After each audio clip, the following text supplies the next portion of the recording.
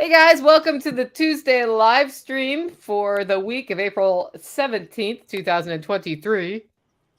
John Willis is up here. How's it going, John? Good, good. How is everybody else? I'm doing great. Joel Ryals, how are you doing? Doing awesome. Glad to be back with you guys. Yeah, I'm not going to make you tell everybody who you are because they should just go back and see former episodes and see who you are. Okay, so I promised the topic would be niche businesses today, and then John Willis corrected my pronunciation and said niche, and I say niche. So we can fight about tomato during this episode. But what is a niche business, and why would you do it? Joel, go. Well, one of the things I was just talking to my wife about in kind of preparation for this is if you're going to start a small business, you almost have to be niche in the beginning. If you're going to sell any kind of food products, right, you're not going to compete with the grocery stores and Walmart and all the other big stores unless you're unique.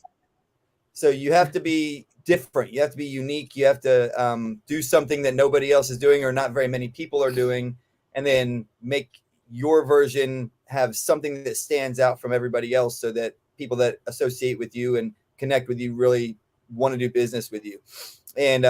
And so there's a sense in which that's a niche business. And then you can also just have businesses in areas that are not very saturated or are newer. And so our business is kind of a niche business. There's not a lot of people selling protection dogs. So that kind of makes it niche in and of itself. But even if you're running a small homestead, you're in the food industry if you're selling your products, and you're niche because you're not trying to compete directly with the big box stores. You're having a unique product, or one that is, less of a flooded market. Yep. Okay, now you hear that, John. What do you think? I never thought about it. I mean, we just kind of referred to ourselves as boutique. When I started my company, there was a couple of really big companies out there, and I did view myself as that's my competition, and that's what we were chasing. I think that in a privately owned business, right, as opposed to, like Joel was saying, a high-end food or a restaurant establishment or food truck or something competing with McDonald's, right? I think people come to us because they want something better, right? We know we can go buy some stuff at Walmart, but you're never going to buy the best stuff at Walmart. And I kind of look at that's how we are. We're the best in our industry. There might be some other people on par with us, but they're not building what we're building. They have different types of stuff, but we are the best. So I don't really see myself as the big guys that are out there. I don't even see them as competition anymore. We are building everything we can build, we sell. We're turning business away all the time. So I guess I've just never really thought about it. I know I've started a number of businesses that have failed in my past, and this one has not failed. And I think the big difference here was I spent time analyzing what would be true to me for what I really wanted to do, thinking about who I wanted to work with as the ideal customer, which by nature of that forced me to be a niche. So the same thing with my coffee brand, Hollow Roast Coffee. It doesn't make sense to go up against Starbucks. Starbucks can go into Brazil and buy all of the coffee in an entire 3-county area for the year for way cheaper than I spend on beans I get from the small farms. And if I try to compete with them, I need a lot of capital going in. What I needed to start the smaller coffee business was enough to get started and some customers who were rabidly loyal. And in order to do that, they had to be supporting something other than commodity coffee. And part of your business not failing too is that you operate out of your house, right? So yeah, you don't have to dread going someplace. It's easy to go there. When you need to do more work, it's easy to go there. And what sells your coffee, right? You sell your coffee. You are the poster boy. You're the lead singer of the band. And as far as Starbucks, everybody hates Starbucks. I mean, like, I understand we're talking about the big giant there, but they're doing insidious shit that you couldn't even, compete with anyways. And you're at capacity, right? Always. So you're going to scale a little bit. But what sells your coffee, and why has it not failed? Maybe that's because it's just you love what you're doing. And if you did it on that huge level, you wouldn't like it anymore. That's 100% true. You know, I've been doing some internal thinking about it because I had a roasting apprentice that I was building up so I could go sell more coffee and do more production. And then her life changed as she's gone on to something else. And so now I'm roasting on Mondays and Sundays and Thursdays. So 2 days a week. I just like, do not distract me. I run in and I roast, produce all the orders. I get to write all my handwritten notes. And that's fun for me. I just blast some punk music and I'm good to go. That means, though, that I don't double or triple in size in the next year unless I add staff again. So I've really been like, do I want to do that? I do. Like, one of the things I love about my lifestyle right now is I go out and I can concentrate on that, fulfill customers' needs and produce a premium product. And then I come back inside and can mess with my, tomato seedlings, which is a different story of being behind. But they germinated today, so that's good. Yeah, that's another great thing about niche business is you can design your whole lifestyle the way that you want it to be. Probably two days on average, maybe 3 days on some weeks. I'm doing stuff that, other than the basic care of the dogs, I'm doing stuff that doesn't really have anything to do with the dogs. I built a chicken coop this year. That was like a couple week project to put the shed together and get the roof on it and put the fencing in and all that kind of stuff. Just today, our back beds, we had a big flood on, I would think it was an SRF last year, not this past one, but the one before that, we had a hurricane come through. I remember that. Flooded everything. My raised beds that I used, and I know some people are like, no, don't use railroad ties, but whatever. I use railroad ties for the base of them, but there was so much water, several of the railroad ties literally floated off the others and are like all wonky, and I still haven't gotten that fixed. And we've got some slash pines in there because the people we leased from, we didn't have anything in the beds, and they were like, we need a place to put these because they were in boxes. And we're like, well, let's just throw them in those beds. So we did that. And then he's getting ready to pull all those out and put them in the ground in the next week or two. And I had some pots out there with different, raspberries and blackberries and things like that in them. And I had to move all those up front and then get the irrigation set up for them so that while we're in Tennessee next week, they don't dry out and all die. And that's what I did all morning. It didn't have anything to do with dogs, but my life is designed in such a way that I can do pretty much whatever I want, whenever I want. And I just have to go, what are the consequences of that? And which choice do I want to make? So it's not so much about, go ahead. Man, yeah, it's a huge difference when you have a piece of property where you can work, live, and recreate all at the same place. We'll go a couple weeks, and then it dawns on me, like when we just had SRF, 3 weeks ago, it was 2 weeks before I went to look for my truck. I'm like, where is my truck at? It was literally over where we parked it. It wasn't in front of the building. And then it dawned on me, I hadn't left the property in 2 weeks. Mm-hmm. I've always wondered what you do about moving all your cars and how some of them move back and some of them stay there till the next SRF. Yeah, I mean, we left them. They were up on the hill we literally moved them 2 days before that. Yeah. That's always fun. So on our setup spreadsheet for SRF is move John's cars, but nobody can move John's cars except for John, or John has designated a person to do it. And it's like, I wonder where they're starting at, where they're going to go to, and what that's going to look like. But it's part of the fun of the event, I think, is your car moving project. We had them way more compressed this time. I think they were completely out of the way this time. Yeah, that was the perfect place for them. They may need to go there every single time for the rest of all time. They're still there now. Well, that's easier for next time then, right? Yeah. Yeah. Well, I mean, when I think about a niche business, I think it's actually, if you're starting a new business for the first time, it's kind of nice to think about what is my niche and who am I serving and what do they respond to, as a way to focus yourself on your message and on how you're going to reach those people. Because if your customer is everybody in the whole entire world, that's a much harder marketing project than what maybe I want to target people specifically who buy these awesome t-shirts that are made by special operations equipment. Well, then that advertising package looks a lot different than if I'm looking for homesteaders, or if I'm looking for soccer moms who like Capri Sun. Like, I don't even know. I haven't even thought about Capri Sun in a long time, but they make like wine in those little packets too now, right? Like sippy cup wine. Who knew? Yeah, we had a kid at the local school that was bringing those slushy things to school, and they were loaded with booze. That's perfect.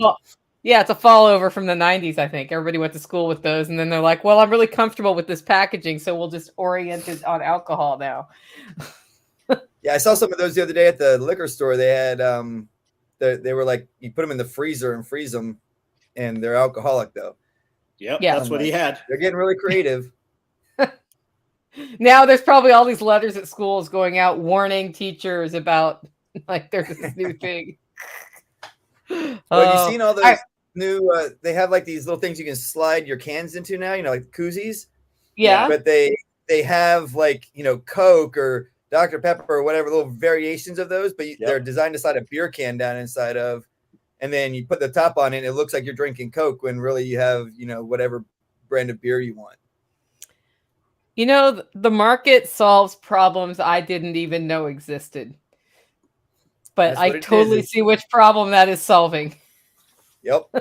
And I mean, that's what all business is though, right? What problems does your potential customer have, and how do you solve it, and how do you do it better than anybody else, or in a way that people connect with that are your target audience? And you were mentioning that with the marketing thing is I still have never, like we're just now getting into kind of the paid advertising side of things. I still don't see any results from that. It's all of my whole business has been built on Facebook, Instagram, and other social media platforms. Started with Facebook and Instagram, but it's expanded out, and just posting the cool shit we do with the dogs there. And I'm like, we always end it's these cycles for us, because I don't want to sell. John probably wants to sell 20,000 items a year, somewhere a large number. I want to sell no more than 20. And so we have a much smaller number of sales that I want, but we'll go through a couple months where it's like, all right, we haven't sold any dogs in a couple months. And then all of a sudden it's like, we just sold 4 dogs. Like, holy shit, we got to keep extra puppies from the next litter. Like, we're not going to have dogs available for, next year, blah, blah, blah. And it's this kind of back and forth thing. But it's like, everybody thinks you have to put a bunch of money into things up front. And, if you're selling, farm supplies, probably the best place to sell those is locally. And we started advertising our puppies on Craigslist. And now I don't do that anymore because I don't need to. But, and Craigslist is like no live animal sales, right? So I remember I used to do up these little ads where it was like, we're selling dog houses for $1,500. You get a free and it puppy comes with a dog. and so, and I would always like, I learned if I posted the ad and I'd start getting all the texts coming in and I didn't reply to anybody for like 4 or 5 days, I'd have like 20 texts. And then I would go through it. And as soon as I started replying, my ad would get shut off because one of them would be like, oh, you're selling dogs, instead of just rehoming them or giving them away or whatever. But then of those 20, like 4 or 5 people would actually want to buy a dog. So you know about the pet section on Craigslist? It's under community. I'd have to get back in and look. Is that new, or has it been there for a while? It's been there, but like people selling chickens and shit, they've got them under for sale. Okay. But if you go to community and pets, you'll find all kinds of animals there. And there's some workarounds, just like you're saying, how you post them. And it's for adoption, but there's an adoption fee. And you can data mine across also. There's apps you can use across a ton of different for sale apps, and you can punch in what you're looking for and it will data mine, and you could subscribe to certain keywords. So it'll send me a text no matter what platform it is when that thing comes up for sale, if you know that That's it pretty exists. sweet. Yeah. And then as far as the marketing stuff, find who you consider to be a competitor of yours and steal all their hashtags they're using, right? And then find the groups, especially like on Facebook. Did we lose him? Yeah. We lost John. So as soon as he pops back in, want to hear. It's always like when he's about to tell us something really good that we lose him. So. I know. Well, as soon as he hops back in, I'll be quiet so he can finish his thought. But what's funny to me is if you can replace the money you would put into marketing oftentimes, especially when you're first starting off, by just putting in the work, right? By just getting on the platforms, putting the information out there. And he's back. You were saying something about Facebook, John. Facebook community. Yeah, so you can target it to people that are subscribed to their hashtags and people that interact with their accounts. So when you boost your post, same that like when you go to boost it, you will build a targeted marketing list to people who have subscribed to those hashtags. So just go through, look at whoever you consider to be your competitors or whoever subscribe to Police K9 or Malinois or GSD of Instagram, shit like that. And that's right. How we do it. So for my tool bag hashtag, we're promoting typically if we boost a post, we're promoting to overland guys with TRD Pro, Toyotas, guys with, Jeep Wranglers, Let's Go places, shit like that. People that are subscribed to those. Yeah, you can target pretty precisely on YouTube too, because I was looking at that for paid ads for Self-Reliance Festival because I see a benefit of doing paid ads for Self-Reliance Festival. I changed my perspective on paid ads in the last couple of years. It used to be for me, I was, old school, putting money in for brand awareness campaigns rather than conversion campaigns. At this point, I want more money coming in than money going out on those campaigns, which requires like tracking links and all of that stuff. And you can adjust your ad. You can do 2 different ads, see which one does better, and then put more money into that. Like I've been playing games like that a little bit, but mostly the mileage I get is off of people listening to the podcast, know who I am. Okay, I'll try her coffee, or they come across me at as the event coffee somewhere, and they're like, oh, that's good, so they buy. Like at Polyface, they serve my coffee not for all their events, but some of them, and they drink my coffee there. So you have to put a widget in. It's a little piece that gets embedded in. So when they click through your social media to your website on a purchase, it tracks that. And we can do that on the back end through Shopify, and it's called a widget. So you put that in there. But you need commercial, right? You're not getting people buying your coffee. You need a commercial, like Coffee Brand Coffee. You can't watch a Tim Pool or a Quartering or even a Shapiro video without seeing that dude's Coffee Brand Coffee. You don't like coffee? I've got chocolate tea. You don't like that? Yeah. I've got non-cap. Like you need a little 30-second commercial that'll push that. Yeah. Mm-hmm. Agreed. Okay, I got a question here germane to our topic right now. We do have some dog questions. I have them starred for later when we go into Hit Joel with all the dog questions, which always happens. Does anyone see conversions from TikTok? It seems like it is all bots. So what do you guys got? Go ahead. Go, John. I was just going to say what I've seen. I know that little slight delay, right? So what I had to do on TikTok was I knew there was a bunch of crap and all the stupid girls dancing to the make-believe songs and whatnot. And so when I first got onto TikTok, I was like, I would swipe until I found something that looked interesting, and I'd pause and I'd watch it for a minute, and then swipe until it kind of figured out he doesn't want to see all that crap. He wants to see the motivational stuff and things like that. And then TikTok, and it's still been this way for me. It may die down after a while, but because the sport dog world is so like they're almost like neurotic over deep mouth bites, and the dog has to bite and hold on to the same spot, and we don't do that. We're different. We don't even try to be controversial about it. Like even when I talk about it, I'm like, do whatever you want, but this is what we do and this is why we do it. But they get like livid over it, right? And then they're like, oh, you're doing it wrong, that's the worst possible way to do it, blah blah blah. And in like 20 comments, I'll give one reply, and then I just leave it alone. And they just fight among themselves. And so I think if you want to get traction on TikTok, you have to stand out from everybody else. That's the key. If there's a million girls dancing to songs, then they're 1 in a million. But if there's somebody doing something different, then that causes people to stop for a second and look at it. And so I don't know when I started TikTok, but I don't think it's been a full year, and I've got 27 700 followers on TikTok. It grew way faster than any of the other stuff. And I think, John, you're the one that kicked my ass enough till I finally got a TikTok account. But it was just one of those things where it did grow really fast. And then you just got to keep being different than everybody else, I think. And that's probably the case in all of them. And, one of the things I was going to say earlier was don't be afraid of people bad-mouthing you, because when they bad-mouth you, it actually gets more interactions going, and those interactions get more eyeballs on it. And the first time it happened, I had a video go viral and got 1 million views or something like that.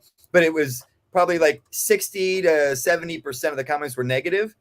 And at first I was freaking out over oh no, this is terrible. And then I realized, wait a minute, I just got 1,000 followers out of this that they probably weren't the ones even commenting. They're just oh yeah, that actually looks like it makes sense.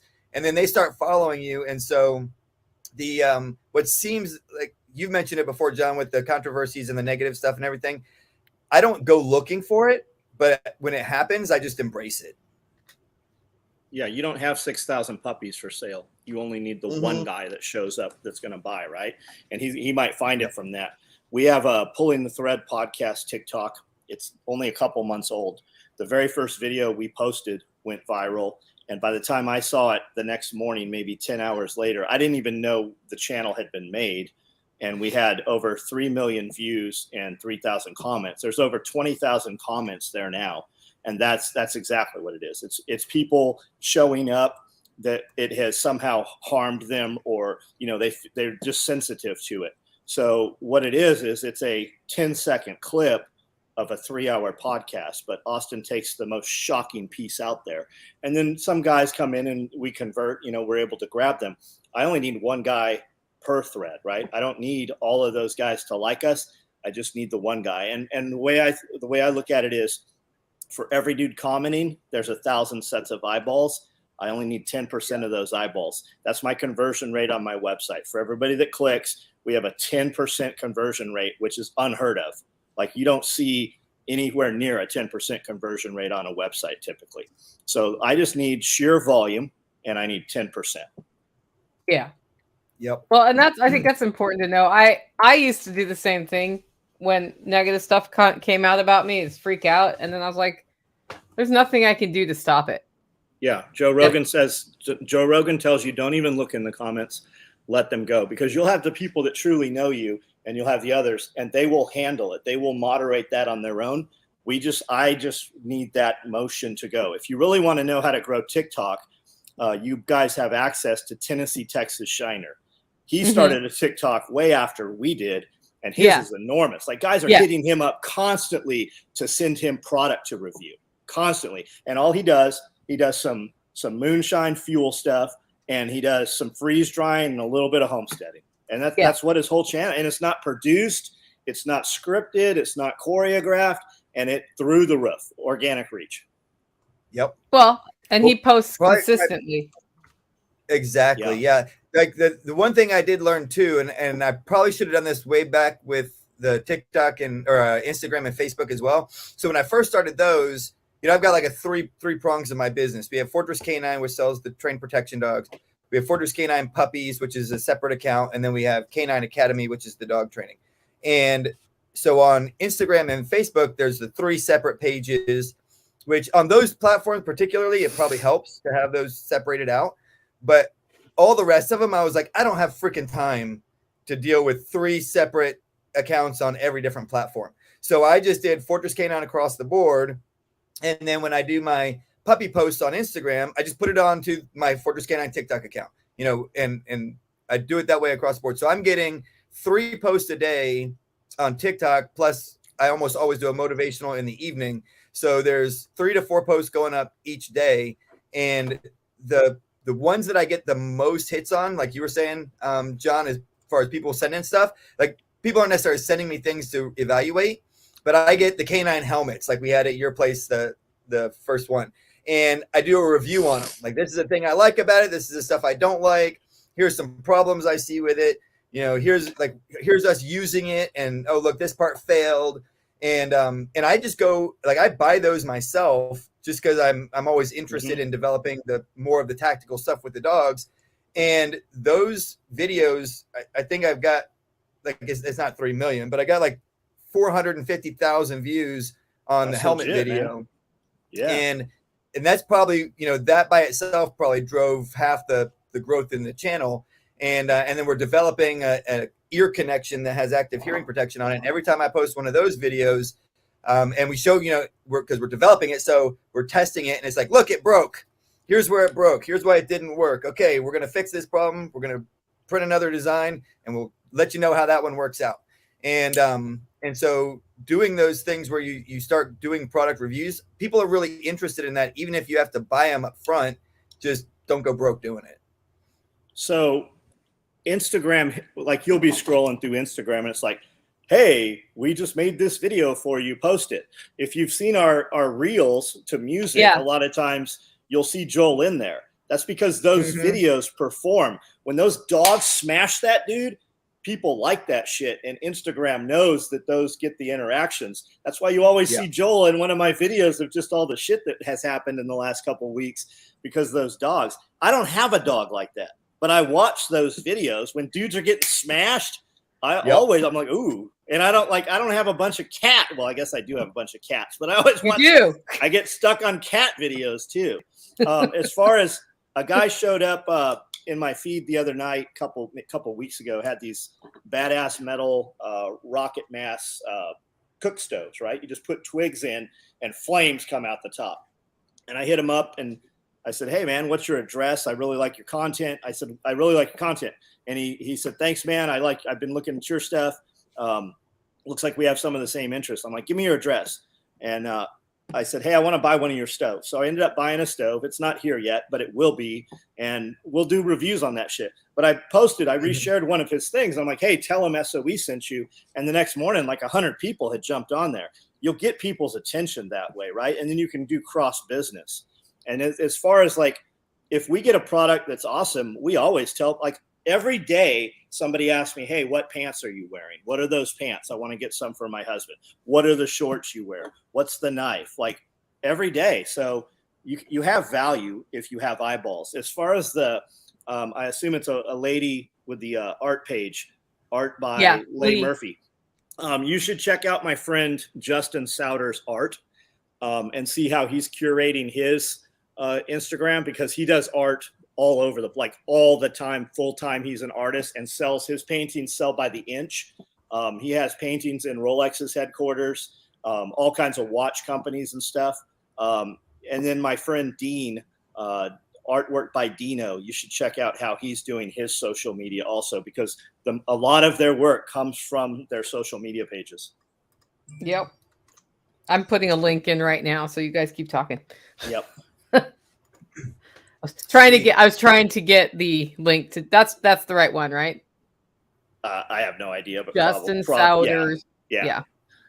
It'll come up. I see a lot of watches.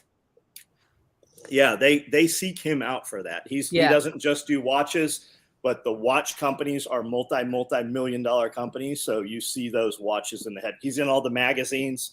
He goes to all of the red carpet hunting stuff, because dudes that kill expensive exotic animals have a ton of money. And a lot of times, the way Justin explained it, they'll be there booking some, $100,000, $200,000 hunt, while the wife is there buying, carpets and rugs and furniture and artwork. It's not just shooting animals in that industry. Yeah, that totally makes sense.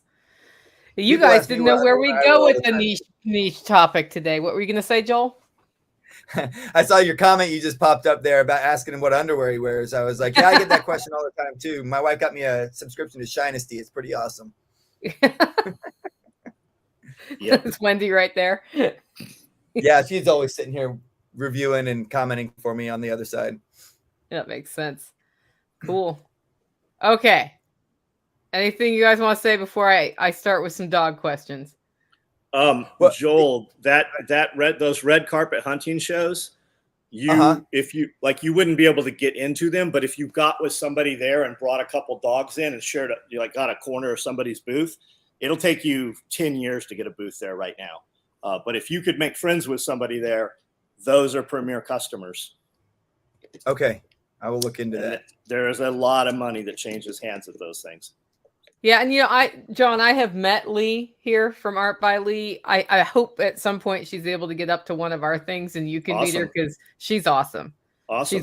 She's an art prepper person, and not that she does prepper art, but she's a prepper and she does art because she realized she had to replan her entire cash flow if she was going to live off of her art, because you like sell everything at once and then you don't sell anything, and then you sell everything at once, and she realized, hey, if I live my life in a prepared way, this is way easier. Maybe I know she said that she gets hit up by artists a lot. Maybe you get paid to promote artists, or maybe I got a friend, like when I just did a podcast with Justin, he said he's starting to do shows and stuff where other artists come in. So you make money from promoting other artists, and you put on a show, right? You draw your customers in and have some of your art friends come in as well, and then you get a percentage on the sales on that stuff. Yeah, that's a great idea. Or maybe you paint some 5-gallon buckets and some rich prepper dudes buy your paintings. I have 5-gallon buckets I'm thinking of selling, because I'm like, I don't need this much wheat. I don't need wheat anymore. I'll take every bit of wheat you got. We just got hit up for 50,000 pounds of wheat yesterday. I got to figure out how we're gonna move it. Oh, as in you're buying 50,000 pounds? We're getting 50,000 pounds. Yeah, nice. That's awesome. Yeah, when they were talking about the art stuff, one of the things that popped into my head is, John will do like one, it's a shirt run, and when it's out, right? So it kind of creates that desire to jump on and get it quick before the size you want is sold out. Same thing when he makes, certain things, the text comes out in the evening and this is what we made today, but when it's gone, and you have to wait until the next time around. And one of the things you may be able to do with art, and I actually found this, I've just been playing around with Zippo lighters. Mm-hmm. And so the Smoky Mountain Knife Works, when we go up there to you guys, we drive right past it. So we always make a stop in there when we go by, and I'll get 4 or 5 lighters and have them laser engrave them with our logo there.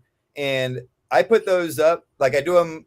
I have 5 of them, right? And I put one up and I say, this is the only one right now that's available. Whoever's the first person to, pay me $60 for it or whatever gets it.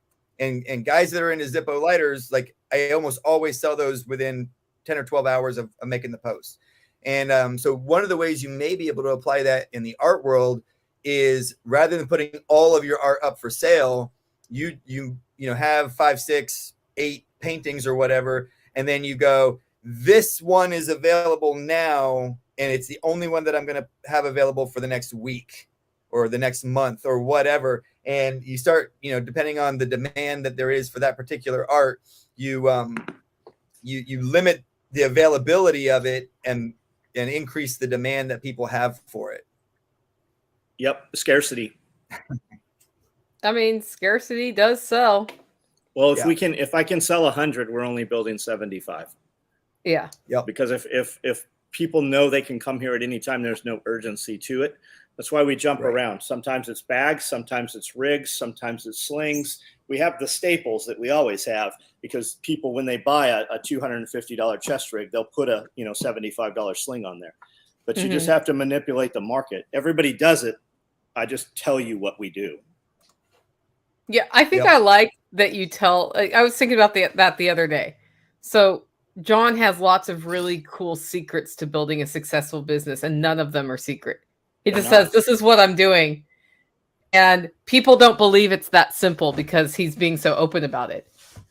Yep. But it doesn't mean he doesn't work hard. It doesn't mean it's easy. But we work a lot. I typically from 5 a.m. until, about midnight is work. And it might not look like work to people. Like I do a live feed every night at 9:00. And if there's people on there interacting, we'll run, till 10:30. Yeah. And like their kid got on asking about material. And I'm like, look, you can buy material the same place we buy material. Like all these guys where you have this perception, you have to buy a yard or 2 yards of fabric. Mm-hmm. You're paying twice as much. If you would just, save your money or get credit with them or whatever, you can buy it for half as much and you can be the guy selling. You can sell half your material and the other half's free. Yep. Yeah. Yep. Joel, I put my So, hands on the Refuge Advanced Canine Kits today, and it's legit. What's your go-to for canine medical kits? so I don't have a specific go-to. I talked to Chuck Peoples at SRF, and we're talking about putting one together using a new tourniquet that I don't know if it was specifically created for dogs, but they've been testing it in the dog world, and it works really well. So, like the standard tourniquets that we use don't work very well on dogs at all. They're too rigid, and the dog's anatomy is too small. So there's a couple that we had played with and had success with in the past. But the new one is kind of like an elastic version of a cat tourniquet, and so we've been playing with that. But I have not messed with the last time I was on Refuge Medical, they didn't have a canine kit, so I haven't gotten one of those and tested it. That's something definitely worth getting. I do have one YouTube video up, and I feel terrible that I can't remember the name of the guy who put it together, but he gave me a kit to play around with, and I did a review on it on the YouTube channel, and it was set up with everything that you need. I think about the only thing he was missing on there was possibly cold packs, and because that's probably your greatest threat to a dog if you're out in the wilderness is them getting overheated. And then the next one is, serious injury that you need to stop bleeding or actually transport the dog because they can't walk. Is it true you can alcohol pad a dog's nose and that'll cool them down, but you could also hype them out pretty fast, hypothermia that way? We've never used that to cool dogs in extreme situations, which, this would not work in the wilderness, but when we're training on the fields and things like that, if we have a dog go down due to heat, and it's really bad, then you can insert ice cubes in their anus, and that will cool them down quickly because they don't sweat, right? So they only cool themselves via panting. So you can use ice cubes, or what I've actually used the most is just wetting them down, and it mimics sweating, of course, right? So when you wet a dog down to cool them off, though, their fur, depending on the type of fur that they have, can actually be somewhat hydrophobic. And so they can jump in the water, swim, come out of the water, shake, and they're almost completely dry if their fur stayed nice and tight on their bodies, right? So if you're trying to cool a dog that way, when you put the water on them, you have to go reverse against their fur to get the water all the way down on their skin so that it cools them faster. And we've had a couple dogs that were locking up. Like you can tell when a dog's really bad because their legs don't bend, right? Their legs start to lock up on them, and the Malinois and Dutch Shepherds will still go, like they don't stop. And so as soon as you see that kind of stuff, you get them wet, you work that water into their fur and get them into the shade, and then just slowly massage the muscles until they're able to flex them again, and then let them rest until they're cooled off enough. But that's your problem with your high energy breeds, is they will literally run themselves to death if you don't keep an eye on them in the high temperatures. So you got to pet them backwards basically to get the water against the skin. Yep. So it's like if you have bottles and you're trying to conserve water, you pet it backwards and then you pour the water as you're going, where it goes straight down to the skin. Yep. I had heard the nose thing from some NSW guys. I never did test that or anything. I don't know. Artwork by Lay. I'm looking at your Instagram page. There's not a ton of artwork on your page. This is you, right? You painted a cow, pretty cool. There's a biplane on here. I think this is your page here. The thing he was talking about with the Zippo lighters, also, you could take your artwork and do prints, but you could also laser engrave onto the lighter, and you could inlay that yourself with the paint. Like that's what we do when we do our knives and our Zippo lighters. We actually do a fully CNC machined brass Zippo lighter, and then we also have them that are in metal, and they laser them in pretty deep, and then they fill them in with epoxy paint. Strider Knives actually builds our Zippos for us. But that's totally just having stuff for sale. Like the artwork draws them in, but they're not going to buy, like every person's not going to walk out of there with a $10,000, $20,000 painting. But if you have that on a shirt, have that on a hat, have that on Yeti tumblers, have something in the price point for everyone. Mm-hmm. Back to the dog thing. Well, I mean, I just learned a whole bunch about hypothermia for dogs, which is super cool. Well, and when you talk I about had a question actually about dogs. This is Lee's page, her actual homepage, I believe. Anyway, That's awesome. yeah, I had. So my question was this. So we talked about tourniquets for a dog, Right. and so I have used a tourniquet on a dog I had who had a really bad cut here that was arterial. That I don't know how she got it. She was running, and all of a sudden she was spurting blood, and we used a belt. And the vet lost his crap about me using it. He was like, "That made it worse. It would have stopped anyway. Like, you shouldn't have done it." What's the deal? Like, when do you use tourniquets? And is it like a human where you put it up as high as you can, or what's the deal with that? Yeah, they have similar arterial structure to us, right? Like, so the brachial artery is up in the muscle. That's the easiest place to compress it, and that's where we put it.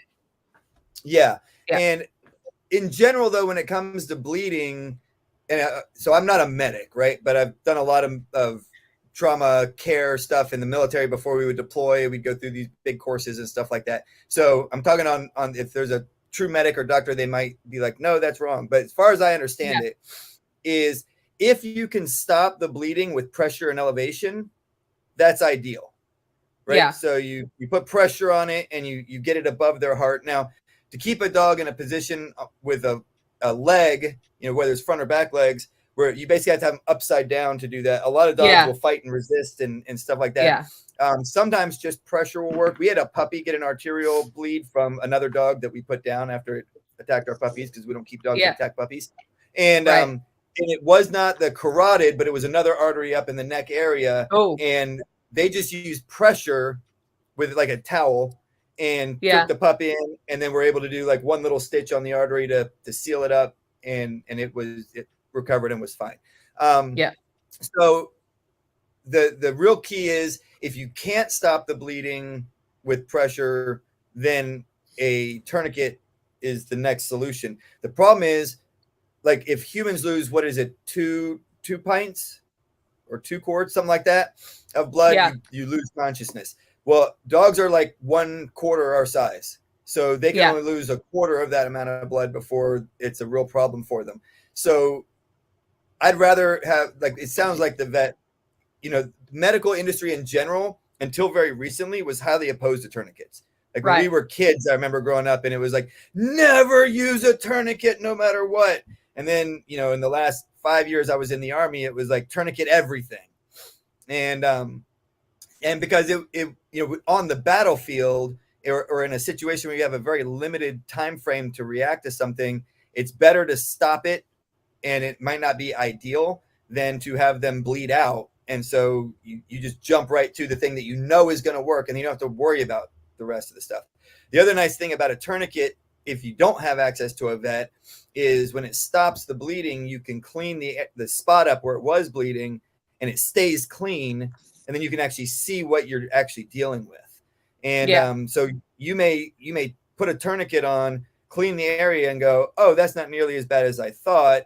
And then take the tourniquet, release it somewhat slowly. If it's been on for more than like 10, 20 minutes, I would let somebody who knows what they're doing take that off, because you build toxins in the limb that's below the tourniquet, right?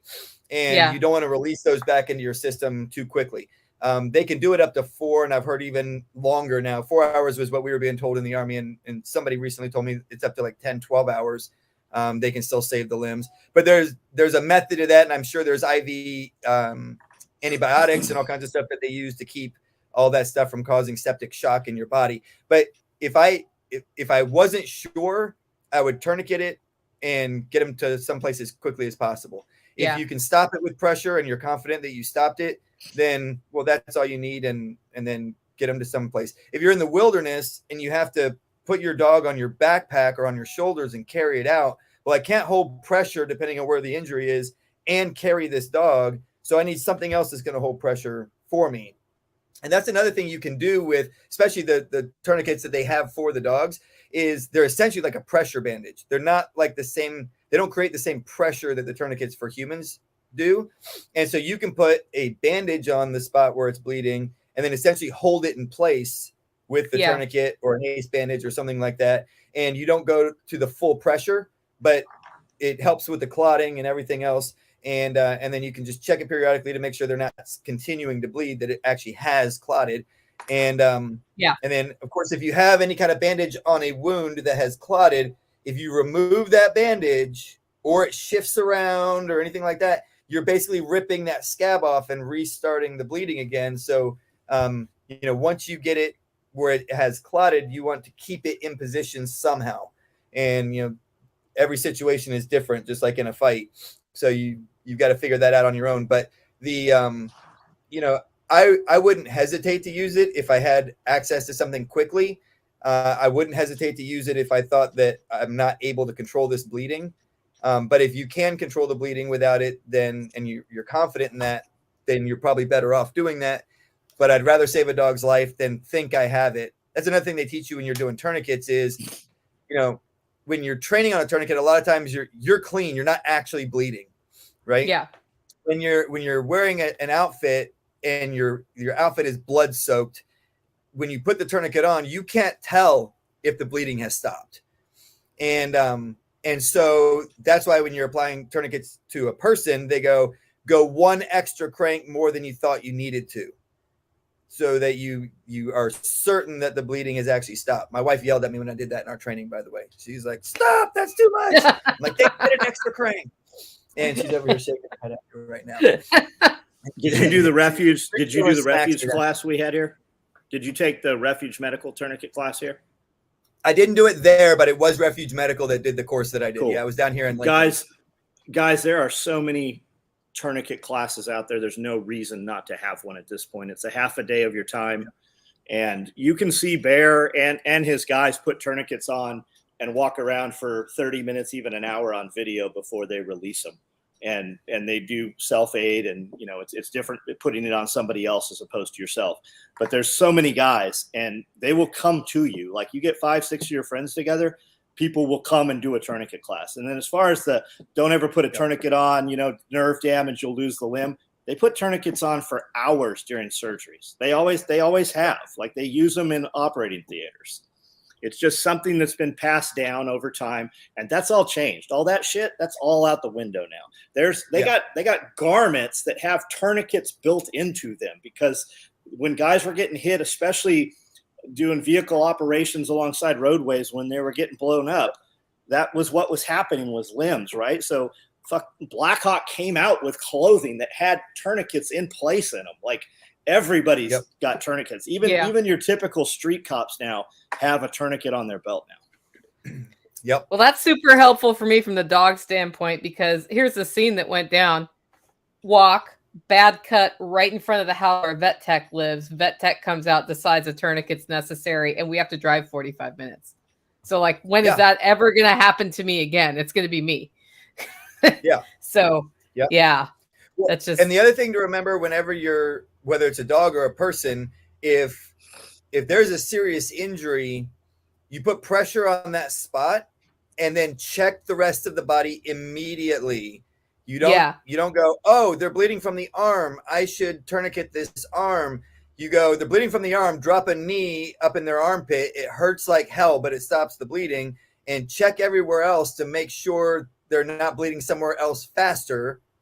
And then you go, "Okay, this is the only injury we're dealing with." Then you can tourniquet that. Or, "Nope, there's another spot over here. I need to put a tourniquet on the leg too." I apply that tourniquet quickly, and then I come back to the one that I'm dealing with. So don't ever think that the injury you see is the only injury that they have, especially if you didn't see the injury occur. And when you're in if you're ever in a situation where you're being shot at, oftentimes people that get shot in combat get shot multiple times. And so you never just assume that the one you see immediately is the one that is the only one that they have. And entry exit as well. Somebody asked early on in here, what should I do if I have a well-trained dog around bad influence dogs? Should I avoid that? Well, you should do like children, kennel or kill them if you have ill-trained animals. I'm kidding. I've never killed any kids. I've wanted to, but I have not. Well, what I do in general is, so we sell a lot of dogs to people who already have like frou-frou dogs or the yippy dogs or things like that. And they're like, well, will this dog integrate, well into the family and things like that. It's okay to have your yippy dogs kind of roam the house and your trained dog lay in its place, as long as the yippy dogs aren't, attacking the dog while it's laying in its place. And sometimes during intros, that's a thing to be concerned about because they can be real territorial. But every single dog doesn't have to have the same purpose. If you have livestock guardian dogs, they're going to be out roaming around with the livestock. And then, you can have a perimeter security dog that's in a specific fenced space that has its role. And then you can have another dog that's at your side in obedience all the time. And as long as you're consistent in applying whatever discipline needs to be applied in each situation, then it's not a problem. Where most people go wrong is they had these yippy dogs that they did nothing with, and then they think that they can take their trained Malinois and treat it the same way they've been treating their yippy dogs. That definitely does not work. I've seen how that works. Yeah, you have to treat, and rather than look at it like Malinois, Dutch Shepherd kind of thing, I look at it at energy level that the dog has, right? So if you have a really high energy dog, you probably need to have more discipline in that dog. And we were just delivering puppies this last weekend, and I got the question, well, can I let him run around in the backyard and blah, blah, blah? I'm like, it's your dog. You can do whatever you want when you go home with it. But if you let that dog, when they're a puppy, have all that freedom, then they're going to wonder why the heck they have to listen to you when you're trying to tell them what to do over here. And the happiest I have ever seen our dogs are with the clients who are the most consistent and the most disciplined. The dogs that move with their people, always do what they're told, always are in obedience. They know exactly what's expected of them all the time. They're very confident in everything that they do. And all they want to do is be with their person doing whatever they're supposed to be doing. And people get these ideas of, I feel sorry for my dog. Well, that's like feeling sorry for a child having to learn to work. Like, that's not real life. You're going to have to work. You don't get to just lay around and play video games as an adult. So, maybe I'll let you lay around and play video games a little bit, but then you need to get off your ass and do some work. And you're seeing the repercussions of the last 20 years of that. Oh yeah. Yeah. But I mean, the same thing happens in the dog world on a more condensed time frame. Like, most of my clients that come to me that have dogs that, aren't our dogs, they just are like, I need dog training. I want to come to your dog training class. Most of them have some kind of an issue. And whether it's, I think they might be aggressive, or I think they're having this problem or whatever, the minute we put a basic level of obedience into that dog, that problem goes away. And it's like, the problem was not that the dog had an issue per se. The problem was the dog was doing what it wanted to do. And when dogs act like dogs, who acts like dogs? Coyotes and wolves and foxes and other animals that are out doing whatever the hell they want. And those are usually the things we look at and say, those are problem animals. They attack my goats or my sheep or my cows or my chickens. Yeah. And I don't want them anywhere near me. And so when you have a dog that you allow to just do whatever the hell it wants, typically ends up being, I don't want that animal anywhere near me. And we have this kind of weird emotional attachment to, I want my dog to be quote unquote happy. Well, dogs don't have emotions the way humans do. Dogs don't love you. Here's the hard truth. Your dog does not love you. And lots of people are crying and like, I should have a little liberal tears thing here. And they're like, I'm not liberal. Well, you're acting like one if you think your dog loves you, because they don't love. If your dog goes to somebody else for 3 months, in 3 months, they'll be bonded to that person. They'll treat them just the way they treat you, because dogs bond. They don't have emotions like love. And now it's not that they have zero emotions. They're just not human beings. They have like a version of certain things, but they're not humans. And it's okay to have discipline in your dog. And if you'll actually do it, your dog will be happier, and you'll be happier because it'll be well-mannered and it'll do what it's supposed to do. And it does take an initial level of like extra work to get it. But once you have it, it's not very hard to maintain.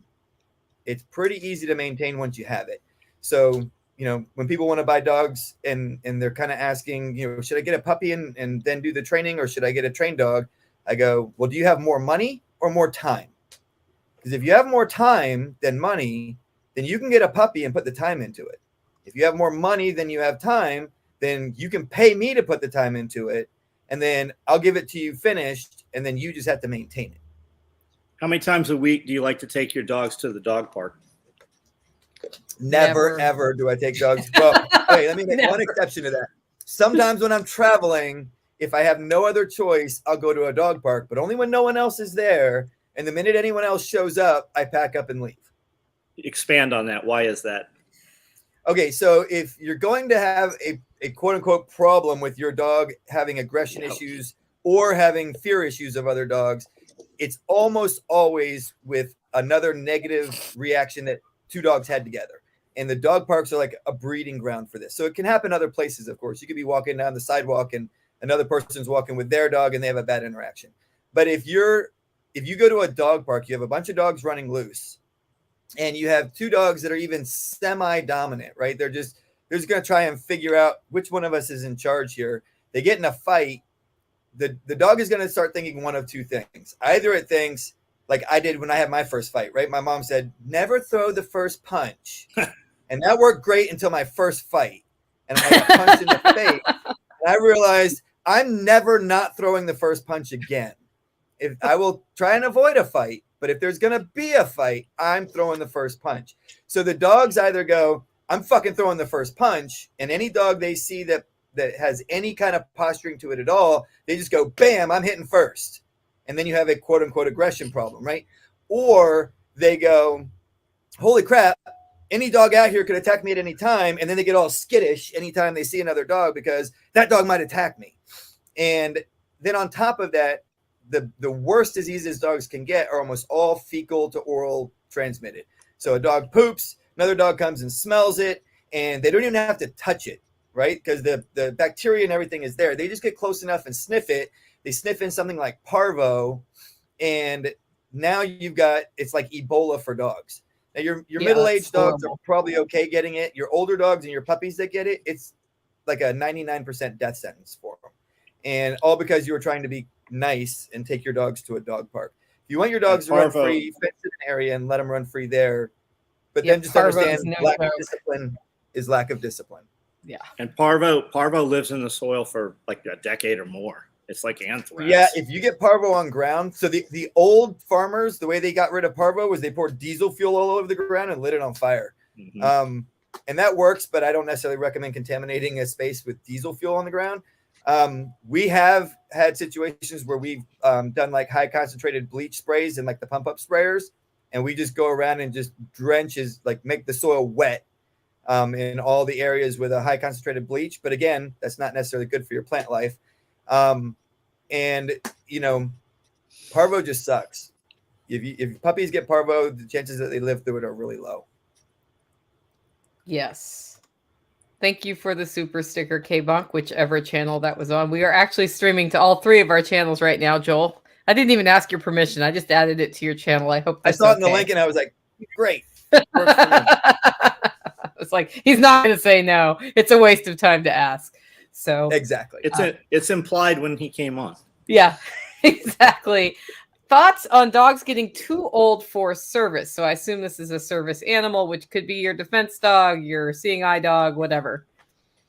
It depends on the job the dog is doing, right? If it's a highly physical job, then yeah, they tend to have a, like the last quarter of their life, they're not that great, right? They're saying not that great is not a fair way of saying it. Their ability to perform their task is diminished. Just like it is for us, with an athlete, you reach a certain age and you can still stay in shape, but you're not anything like you were when you were in your prime. And so for a highly high energy, a high demand type job, probably about 8 on a mid-sized dog is about the end of their working life.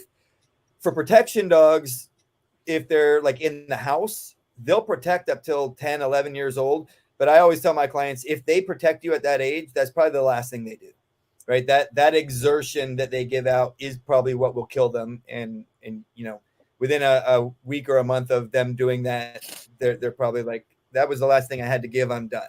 And so if it's something like a service dog that is an alert dog for something like low blood sugar or seizures or things like that, they can do that much longer. If it's an active kind of alert, like searching for things, explosives or drugs or things like that, they typically just lose interest about that 7 to 8 year period. Most law enforcement agencies are required Although I know certain canine units that like lie and fudge the books to keep this from happening because they can't afford new dogs. But it's typically across the board required that a dog is retired at 8 years old. And because it's no longer reliable in its detection, which is their primary, they'll use them for patrol as well. But most canine departments' primary use is narcotics detection, drug detection. And so 8 is kind of what you say is their working life. But again, if it's like in your home and it's a home protection dog, once it's been trained to protect, like a fighter, it can get rusty, but it's never going to not do its job at that point. And so it's just, do I want to put my family's life on the line for a 10-year-old dog? Maybe, maybe not. Like preferably I go, you need to kind of plan to have the dog's replacement when it's about 8. And then you'll have 2 dogs for a couple years. And then the new dog will learn from the old dog. And when the old dog passes, it's not like you have no dog. And then you just kind of get into a cycle. Because that is the downside to dogs is we'll outlive almost every dog we ever have. So if you get attached to them, it's not easy to deal with when they pass. And bringing a new dog in at 8, that means you need to have purchased that dog a year and a half prior, because that's what the spin up is. Right? It's about a year and a half for delivery of a trained animal. Yeah. Well, from the time they're born. Yes. From the time they're born, it's about that. So we usually have dogs in training. I rarely can get somebody a dog sooner than 6 months though. It's I don't know that I ever have a dog that's still here with 6 months or less than 6 months of training still to go on it. And so what we do is they go under contract. And the person pays them off during the remainder of their training period. And then when they're finished paying them off, then we do their delivery and they take their dog home. So you definitely want to start planning about a year and a half out. And livestock you might dogs, be able to get a little sooner. Livestock dogs, I want to put a puppy with them for 2 years before I need that puppy to do its job. Yep. And that's when Luckily, they hit I'm nowhere near that. Yeah. Well, there's still it's a tithing you pay, right? If you put a livestock dog with chickens, the first 2 years you're going to come home every now and then. There's going to be some chicken wings out there. That thing, it doesn't do it consistently, but it will eat something until it's about 2, and that seems to stop at about 2. Yeah. I have a friend who had a service animal that was related to their health, and I think the service animal was well over 10 when the replacement came in, and then he trained it from puppy to taking over. And there was a period of time where both dogs were with him, and there was an actual handoff where at one point the older dog was like, "Peace out. I'm going to stay home. You go." Like it was almost like the dog needed to say, "Okay, you're doing the thing I used to do." Yeah. Like something happened there. And it was interesting watching that transition and watching the training from a hyper puppy to, calmer service animal doing service animal things. But there was a whole you're in retirement now, dude. And then that dog, I think, might live longer than me because his memory's not so good, but he's still there. Yeah. Yep. Yeah. I always tell people when they're asking about getting a dog, when they have a dog and they're like, hey, should I wait till my dog passes to get another dog, or should I get a dog before my dog dies? I'm like, well, it depends on how much you like the behavior of your current dog. If your current dog is like, you've got them all honed in and they're exactly what you want, then get a replacement dog while they're still alive, because they will teach a lot of the mannerisms and the acceptable behaviors and things like that to the young dog. Now you still have a role to play in that, but it's a much better, faster handoff. If your dog has all kinds of behaviors that you're like, these things drive me crazy, well, your puppy's going to pick those up too. So in those situations, then it's better to wait until your dog passes and then bring the new dog in so they're not getting all the bad influences. I have an issue with my beagle. You have a beagle? She's an old, she's not a beagle, but I'm sure there's beagle in there. And I did not address that early, and now she's old, and I've just finally decided it's going to take too long to fix it. So I'm waiting for her to pass before another dog has to be trained here for that reason. Because she's just like, we had an incident here a couple weeks ago And I was like, the incident was between the other two dogs, but the one who started it was the beagle. Mm-hmm. And so I'm like, okay, I have to not let the beagle be around them in that way, because Yep. it wasn't a bad incident, but it's like you start seeing it starting to happen, and you're like, nope, we're not going to do this right now. And it's you. It's not them. It's you. Yeah.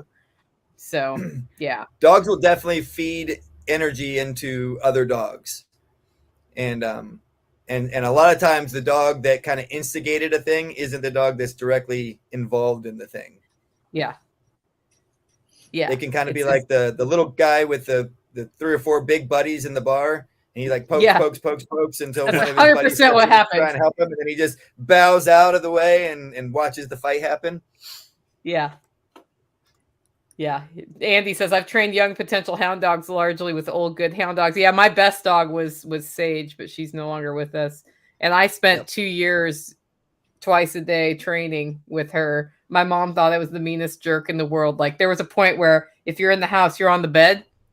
Yep. And she was like, why are you so mean to that puppy? I'm like, because I don't want my German Shepherd lab mix to eat the face off of a child someday. I just don't want it. And what I let her get away with is she learned she could move her bed to different places in the room. And I was like, okay, I'm going to give you that one. Joel probably wouldn't give you that one. I'm going to give you that one. But it was pretty funny. Yeah, I tell clients all the time, I'm like, you'll never regret having more discipline in your dog than less discipline. And you may let some discipline slide and be okay. But if you're going to have regrets with your dog, it's always because you didn't have enough discipline and they got a habit instilled in them that you either don't know how to fix or you're not willing to do the work to fix. Yeah. Okay. So this question comes from the story where you had the puppy whose artery was cut and it lived. So can you still train a puppy that's happened to for security or for protection, or is it now destined to be a pet? So that particular one, she recovered and she was fine. So if you watch our Instagram and stuff like that, that's MDK. MDK was the dog that got attacked by the older dog. And she was like this big when it happened. Now she's full grown and has had several litters. And she's one of our smashers on ground. She doesn't care. One thing about her, though, is the dog that attacked her was an all black dog. And we have one other all black dog on ground. And I think in her mind, the one that we still have on ground is the dog that attacked her when she was a pup. So she sees that dog and she's like, let me at him. I'm going to kill him. And so she has that particular little thing in her head. But other than that, she's solid. It just depends. So if you have a dog that like breaks a leg, or you have a dog that develops a neurological problem that could come and go, then do you want to rely on that dog if your life depends on it? And I'd go probably not. We had a German Shepherd. So there was early on when I first started, I didn't have a lot of my own opinions, right? Because I didn't know much. So I was going off a lot of what my mentor was teaching and stuff. And we did a microchip and he was like, oh, microchips are terrible. They're going to track you and blah, blah, blah. And I was like, oh, well, maybe we should have that removed then. So we found a vet that was willing to remove the microchip, and he nicked a nerve in the shoulders between the shoulder blades. And so when the dog would jump out of the car, 9 times out of 10, it was fine. But that one time out of 10, he'd jump out of the car, his front legs would hit the ground. He'd go, and then when he would fight, he wouldn't put a lot of pressure on his upper arms. Because when dogs are fighting, a lot of times they use their paws to push against the person on their body, or they're using their front legs to pull back and away as they're biting, so they rip and tear. And it was like one of those things where you're not reliable. So my dad actually took him and kept him for a number of years, and we replaced him with another dog, and that way we had a dog that we knew would be able to do the job that it needed to do. So it really just depends on the injury and whether it's something that you're concerned about, blowing out at the wrong time. Yeah. What is a good shock collar for Great Pyrenees to teach them not to chase the goats? One with very long prongs. Very, very long prongs. Most of the collars that you get have prong length options. Even they usually come with like 2, sometimes 3 lengths. And then even those you can, if you look around, you can usually find like even extended ones beyond that. So the thicker a dog's fur, the longer you do need that. That's for sure. And then if you're doing a dog that's going to be outside all the time, you want one that's waterproof. So you're looking at one in the hunting kind of category that, you know, the dogs are running through water and mud and all that kind of stuff. It used to be called Tritronics. I think Garmin bought Tritronics out. And so they have an e-collar that it's real pricey, but it is like one of the top of the line. A company called Dogtra makes some really good e-collars. Those are the ones I use. And Have those. and yeah, most of them have the capability of running at least 2 collars on the same remote. So you just, there's a way you pair them together, and then you can pair 2 collars to the same remote. But essentially, you just want one that's waterproof. The big differences in e-collars is how far away can you use it, and is it waterproof or not? And you can get a cheap e-collar that will technically function, right? You can push the button, it delivers the stimulation, and you can affect how much they get by a little dial on the remote. The question becomes, how far away can you do that? So if you're livestock guardian dog and it's chasing the goats and it's like 1/4 mile away and you can see it, well, you better have a remote that will reach a 1/4 mile.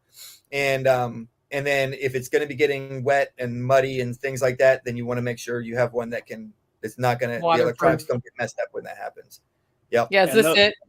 Tritronic? And those collars, you can't leave those on there full time, right? They got to be recharged. Yeah. So the nice thing about having a 2 collar option, if you only have one dog, especially if it's like a dog that needs it all the time, is you have one on the charge, and then you go out, you take the one off, and you put another one right back on them. And then you take the other one in and charge it up. So I have the collar you said to get, and it works awesome. But if I leave it on her, I didn't know to begin with, and it developed 2 wounds on her. Like I had 2 open festering wounds where those probes had sat on her within a matter of like 3 days. Was that the bark collar or was that the e-collar? E-collar. So yeah, if you do have to, okay. So the nice thing about an e-collar is it doesn't have to be centered directly on the bottom of the neck.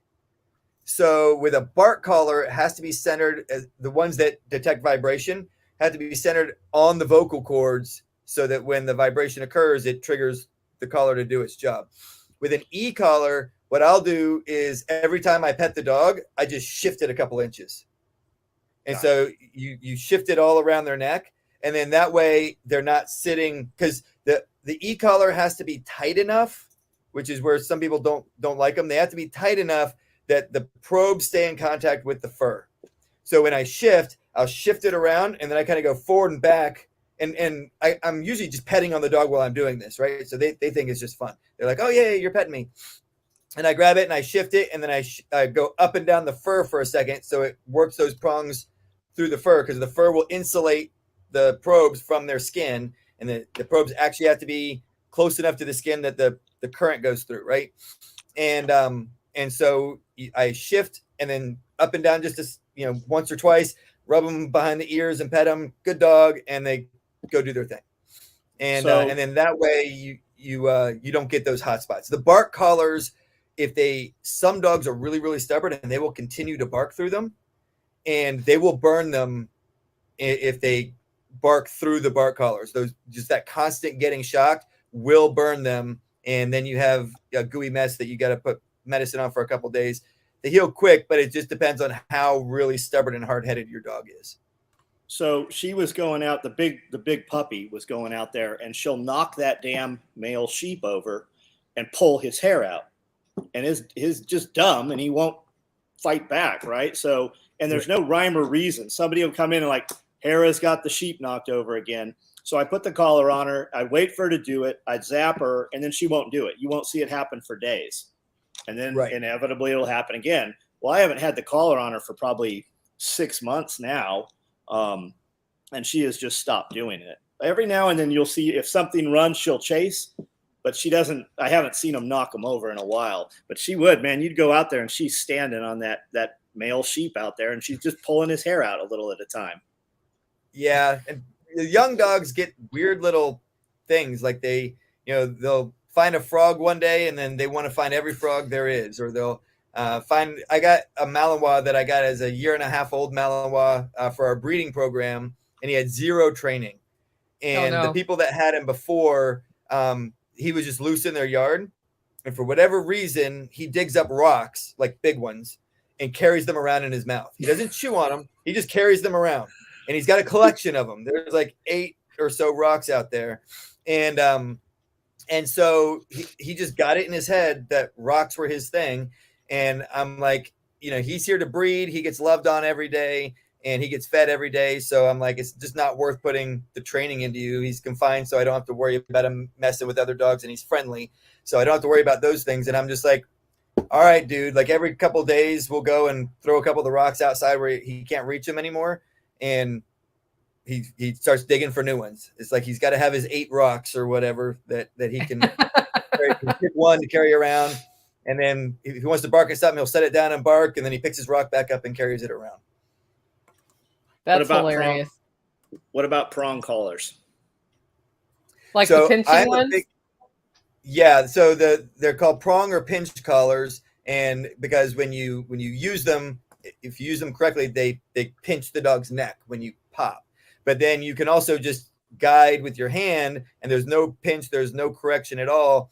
But because it goes through the fur and rests against their skin, they sense it really easy. So they can be very sensitive to the movement of it, and you can use it kind of like reins on a horse. But then if you need to give a correction, you can. There are easier ways to train certain things into dogs than with the prong.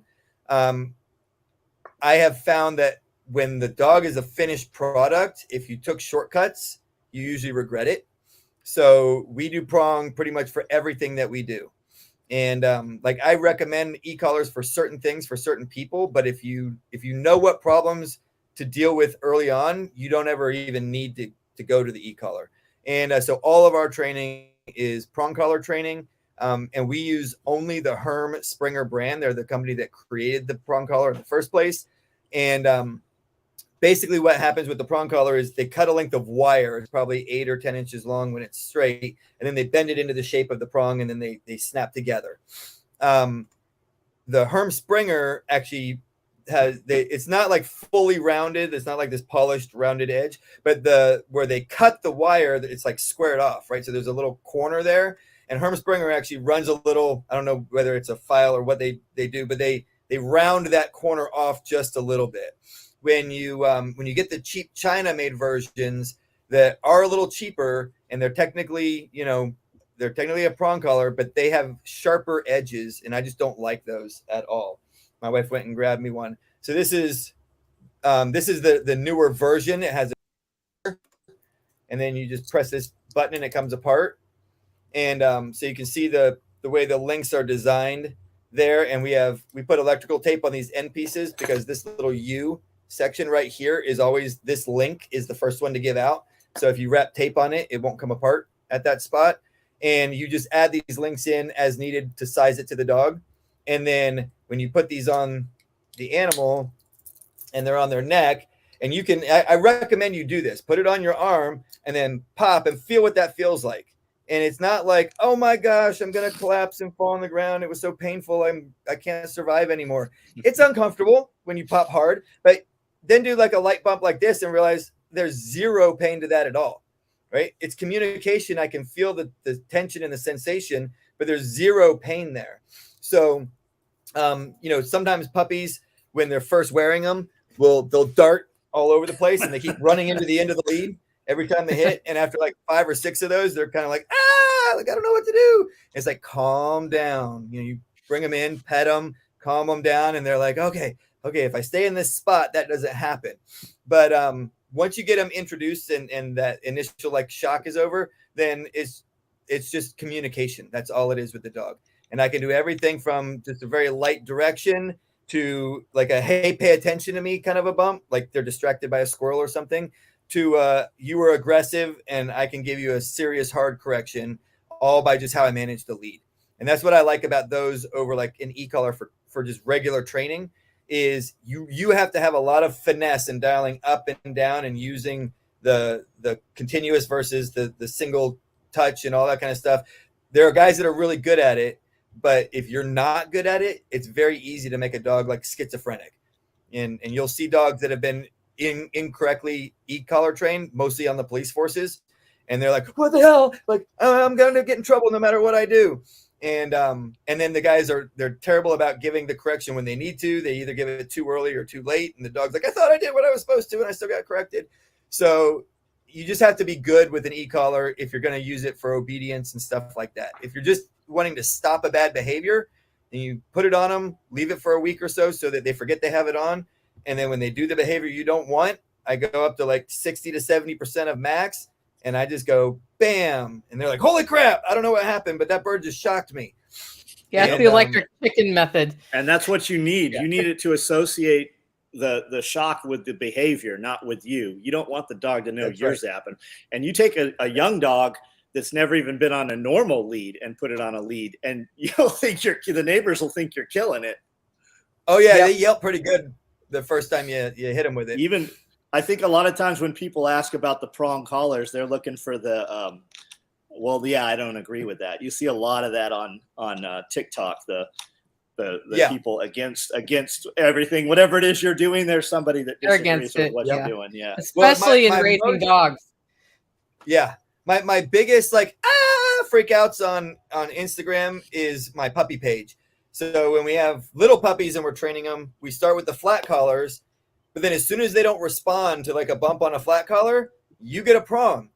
And that's usually about 10 to 11 weeks old. And, so the first week or two, they'll respond to it. And then you give them a little bump on the flat and they're like, I don't freaking care about that. I just don't want to jump off the table or whatever. And so they get their prongs on and we take pictures of them or do little videos where they're never getting corrected. Like I never post a puppy being corrected on the puppy page. Right. They're just either laying there or crossing a beam or doing something fun. And but they'll see that prong collar on the puppy and they just lose their shit. And I immediately go, block you off my page because you're never going to buy a dog from me. And even if you did, I wouldn't want you to if you're opposed to the prong. So it's like, I don't even need you to be here. I've heard you talk about lifting them up, off the ground to get their attention. And I've seen people like, what the hell? Well, I've had to correct dogs so hard that I thought I've killed them before.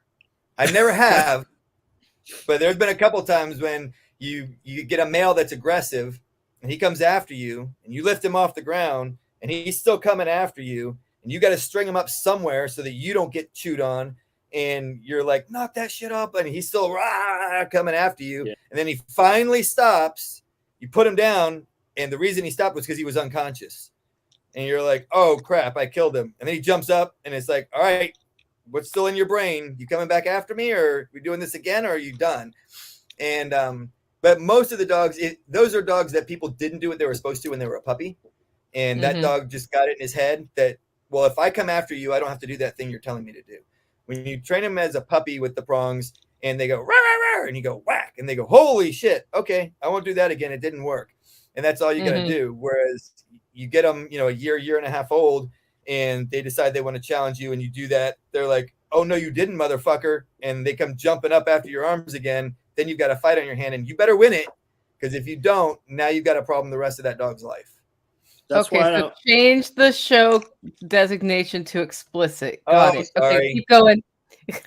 Who said that? I'm kidding. No, when I put my podcast out, you have to say if it's clean or explicit. And the minute the word fuck comes out, I'm like, well, there we go. It's okay. Yeah. Every I just make sure that one's explicit. You started dropping F-bombs halfway through. Yeah, that's how I handle feral children when I go to Walmart. That's why I don't go to Walmart, because I'll just string them up. I just snatch them, Yeah. Not I just really. spanked my kids, and they, I'd be pushing my kids through Walmart in a cart, and they'd hear a kid in the other aisle screaming at their parents, and they'd be like, "Dad, somebody needs to spank that kid." Probably should, but we're not going to talk about it here. I've got some old European wolf collars, heavy leather with the big nasty spikes through them. I'll show you next time anytime I see those on the oddities groups, I always buy those things. They're pretty rad. Okay, yeah, Bob Lester, I promise I'm getting to you. Sorry, I interrupted. before we go there though, is there a better replacement collar for dog trim, meaning the actual collar holding it? Apparently he doesn't like the plastic one that comes with it. Modern Icon makes a really good collar that you pull the old collar out and it has a little elastic section on it. It has a little mini Cobra buckle that you connect it together with. So it keeps tension, but it keeps tension, but it's not so tight that it's like choking them. So because there's an elastic section of it that's like maybe 2 inches long, so you get a little bit of stretch in it. So when you put it on, it's snug, but if you slide your hand up under it, you can easily pull it away so that it's not like, sometimes you feel like the e-collar is on so tight that it's like, I feel like this is choking you. But if it's going to work on some dogs, you almost don't have a choice. So I do like the Modern Icon. I use that on my tracking dog. No, it's not that one. Look in the search engine for it's actually for the Dogtra brand. Okay. I hope they still sell it. Icon should be sponsoring you. Your video should be so out there that Icon's like, will you please use all of our shit in your videos? Yeah, I think I'm just too controversial enough for them because most of their industry is the sport world. Then we need to find a brand that's not. Well, that's why I talked to you about making collars the first time I was there. But I understand if you're too busy for that. Make collars. I make hundreds of collars every week. You guys make leashes. Make some collars. Well, I used to make collars, but the collars I make don't compare with the Modern Icon collars. I like the 175 collars. Like my dogs are wearing collars that are just like our 175 Cobra buckles. They even have the D-ring Cobra on them because when I need to get hold of it, like that damn dog back there, he's pushing 160 pounds right now. When I need to get a hold of him, I need to get a hold of him. And that thing, that works well. Yep. Well, when I was putting your belt on the other day, I was like, this is what I need on the dogs. If he would just make these with the, I'd have to get you the sizes, like a small, medium, large size. And all you have to do is put a ring on them. And then voila, you have a Cobra buckle instead of, I can't remember what the buckles they use on Modern Icon are, but the Cobra buckles at least as good as the ones that may be better. And better. And then you got a ring and it would function the same way. I think all you'd have to do is sew a little loop on so that the part that goes under has something to go through so it doesn't kind of stick out to the side. And got it. But if you did that, I would buy $3,000 to $5,000 worth of collars from you every year because that's what I spend at Modern Icon. So and that's pretty much the only thing I get from them that I really need. So we did some little mini EDC belts, like the one you just gave that I have to rebuild, right? We did some of those. Yep. I don't like the loop thing, right? I had no way to capture that, right? Which is why I like that 175, right? Or even an inch. We could do 1.5 inches even out of that same scuba web, the base, right? Instead of putting a 1 inch piece on top of it and just have it fold over. And I don't know why guys building collars don't do this. And I tell them, don't have your damn Velcro adjust to the outside where it can flip up. Adjust it to the inside so it's captive. We don't have to fight that tail. Your dog, as it grows, you can adjust it, but you're not going to adjust it but every few months. And once it's a 1.5 years old, you don't ever have to adjust it again and just clip that thing in there. We can put a D-ring or however, whatever you want to attach it to. For your leads, do you like using those? I think those Kong things are as cool as they are. I think they're enormous. I just use a normal bolt snap. Yeah, the frog tog things. There's some people that want them. I just use solid brass snaps. Solid brass. I've never had them break. They can get full of mud and they still slide up and down. They make like Modern Icon likes the stainless steel, or I don't know if it's stainless, but it's a steel one that they like anodized black or whatever. They work great when you first get them, and then you get it in the swamp and they get full of mud, and then you're like trying to work that little button up and down to get the mud out of it. And I'm like, the brass just doesn't do that. And I've literally lifted and lowered dogs down 50-foot ravines on brass snaps and fast roped out of helicopters with them and rappelled off towers. And I've never seen the brass snaps even come close to breaking. I look at it and go, that almost broke. I like the raw brass because that shininess goes away once it tarnishes. Yep. and Yep. and we've never seen them break. We've used others that look similar, and we've seen them split. We've seen lesser bolt snaps break. We buy them. I think we buy them 1,000 at a time or 500 at a time when we bring them. That's what I do. I get them from Weaver Yeah. Leather because they're horse grade. So I get the Weaver's heavy good duty stuff. Weaver Leather Yeah. ones. Yep. Weaver. Yep. So Yeah, Bob's they're asking solid. about. Yeah, Bob's so asking about- we're gonna let Bob in now. I was waiting until a little later in the show. Bob's Bob- asking. So I just recorded some bite work videos with him last night that I'm planning on sending you, and he is doing awesome. He's a typical German Shepherd. He decided he liked me, and he won't bite me. Like he'll put his teeth on the sleeve when I'm doing it, and he'll like play the game, but he's not serious about it. I put Jason, my one of my interns, in it, and I'm like, Jason, you don't ever get to pet him. Like, don't ever be nice to him. Don't pet him. Don't be friendly to him. He needs to not like you. And Jason comes in and he just smashes him. So, yeah, he's doing good. But like, I recommend this with everybody with their dogs. But people don't need to pet your dog, right? If you have a protection dog, people don't need to pet your dog, even your friends. Because I'm like, how many friends do you have right now that have been your friends for 10 years? Very, very few. And even if it doesn't really go bad, you drift apart and you just never know what's going to happen in that person's life down the road. If it's your kid, your spouse, your parents, okay, they can pet your dog if you want them to. But when my quote unquote friends come over and they want to pet the dogs, I'm like, nah, they're working right now. Well, what do? Treat them like a piece of furniture. What do you do with that table right there? Nothing. You ignore it. It's a piece of furniture. Yep. That's what you do.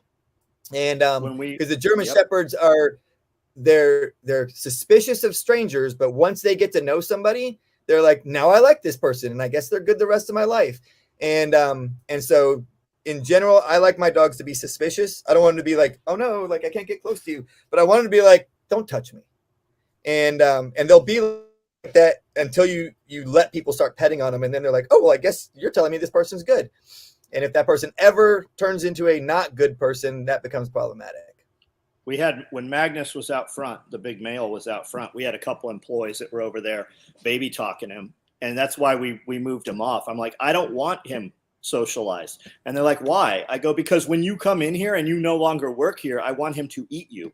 And they kind of like, I'm like, I know you think I'm joking, but that's the real reason. That fence is 4 feet tall. The only thing keep the dog in there, he doesn't know he can come over that fence, right?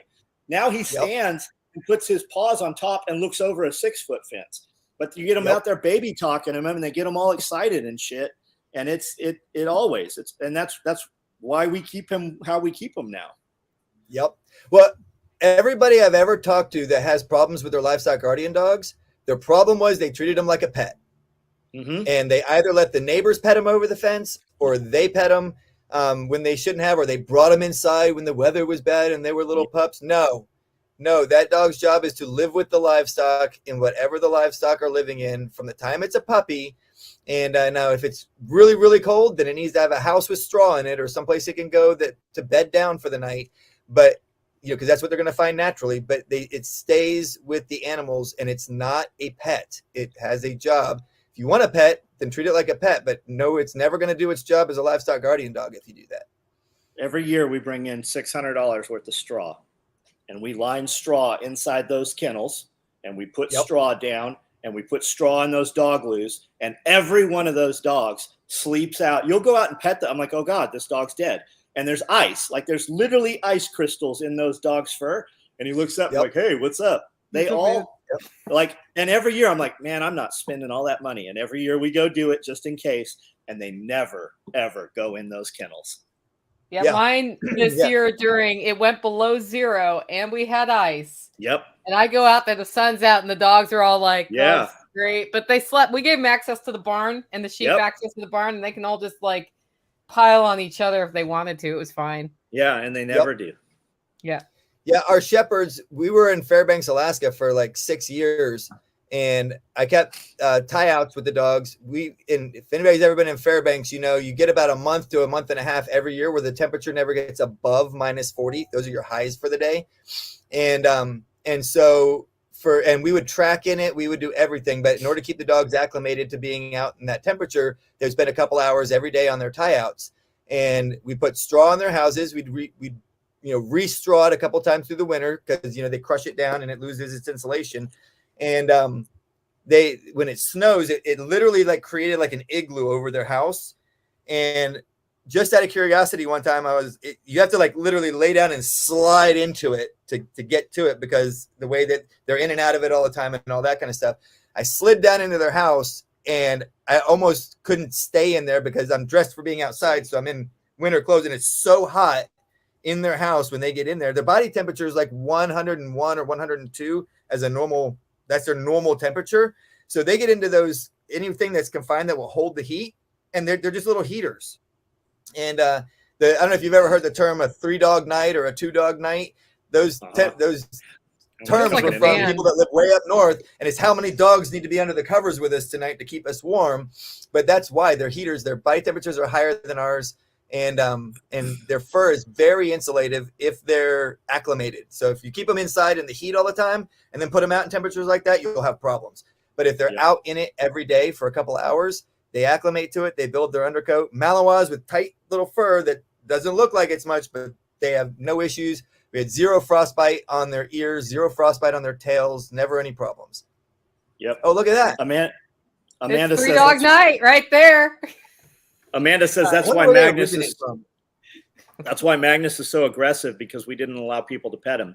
Correct. Yeah. But we also have giant fences, right? So if we're outside or you're outside, you can let Magnus out where you are, and you're going to know when somebody comes over through one of those fences, right? I would rather him bite than not bite, because who is most likely to come in here this far off the road over the fences? It's somebody who's been here, and I want Magnus aggressive towards them. I would rather kennel him up or tie him out than have him not bite when I need somebody bit.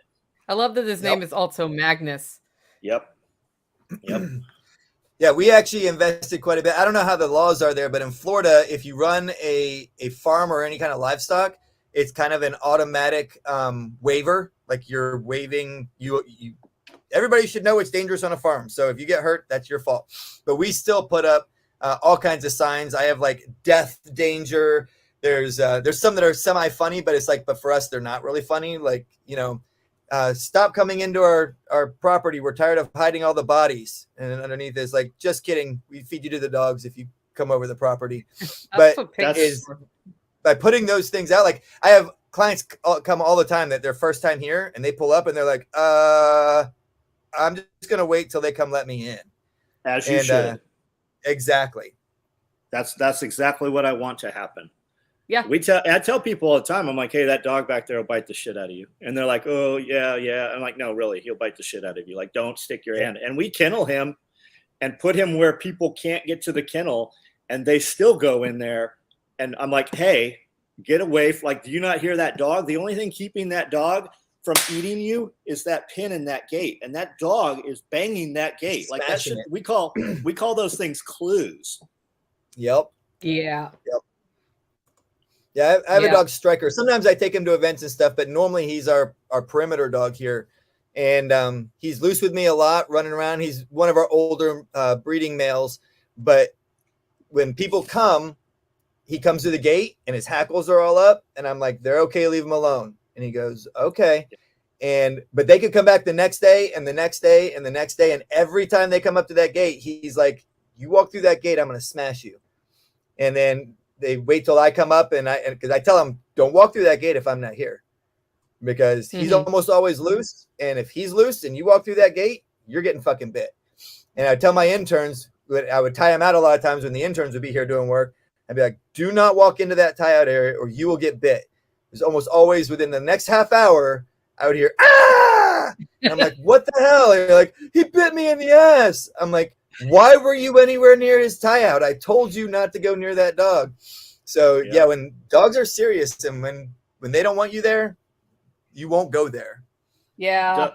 Doug Booker says tour dates for the SOE compound. I don't know if you mean come here, but if you get a group of people together, you can come here on a Saturday or something. We'll do a just kind of a hangout and show all that. We could spend all day showing you just stuff on the property here when it's growing. If you were here at SRF, it looks like we dropped a bomb of Roundup on here a couple of weeks ago because of winter, but everything's growing now. I bet it looks like somebody dropped a bomb of green on there now. Yeah, it sure does. Like we fertilized it. Yeah. I had trees I thought were dead from planting last fall.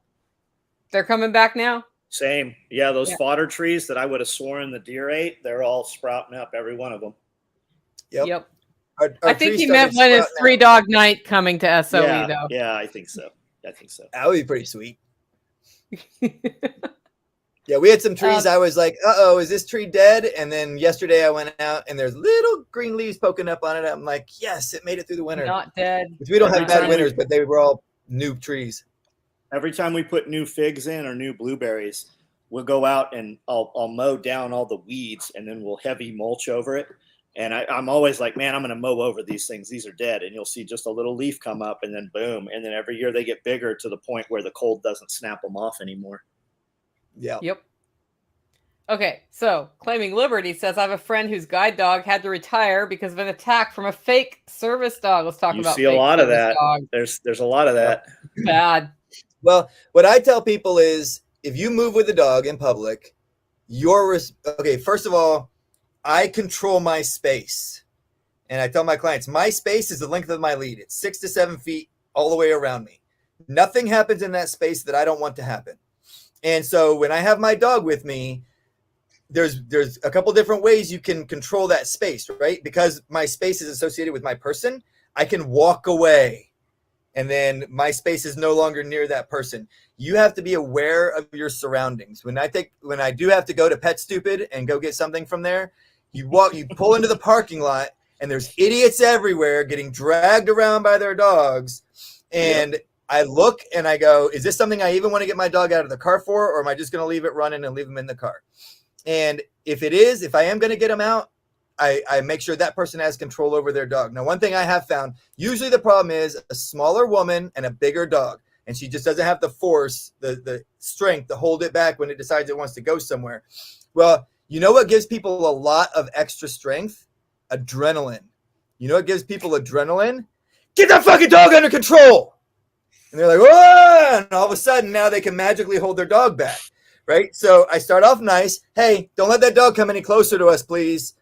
And then if they're not getting control of it, it's I'll give you the adrenaline you need. And the next step beyond that is my little MT Knives little claw here that I have and carry with me, that I go, all right, if you're not going to get the dog under control, I guess I'm going to get it under control.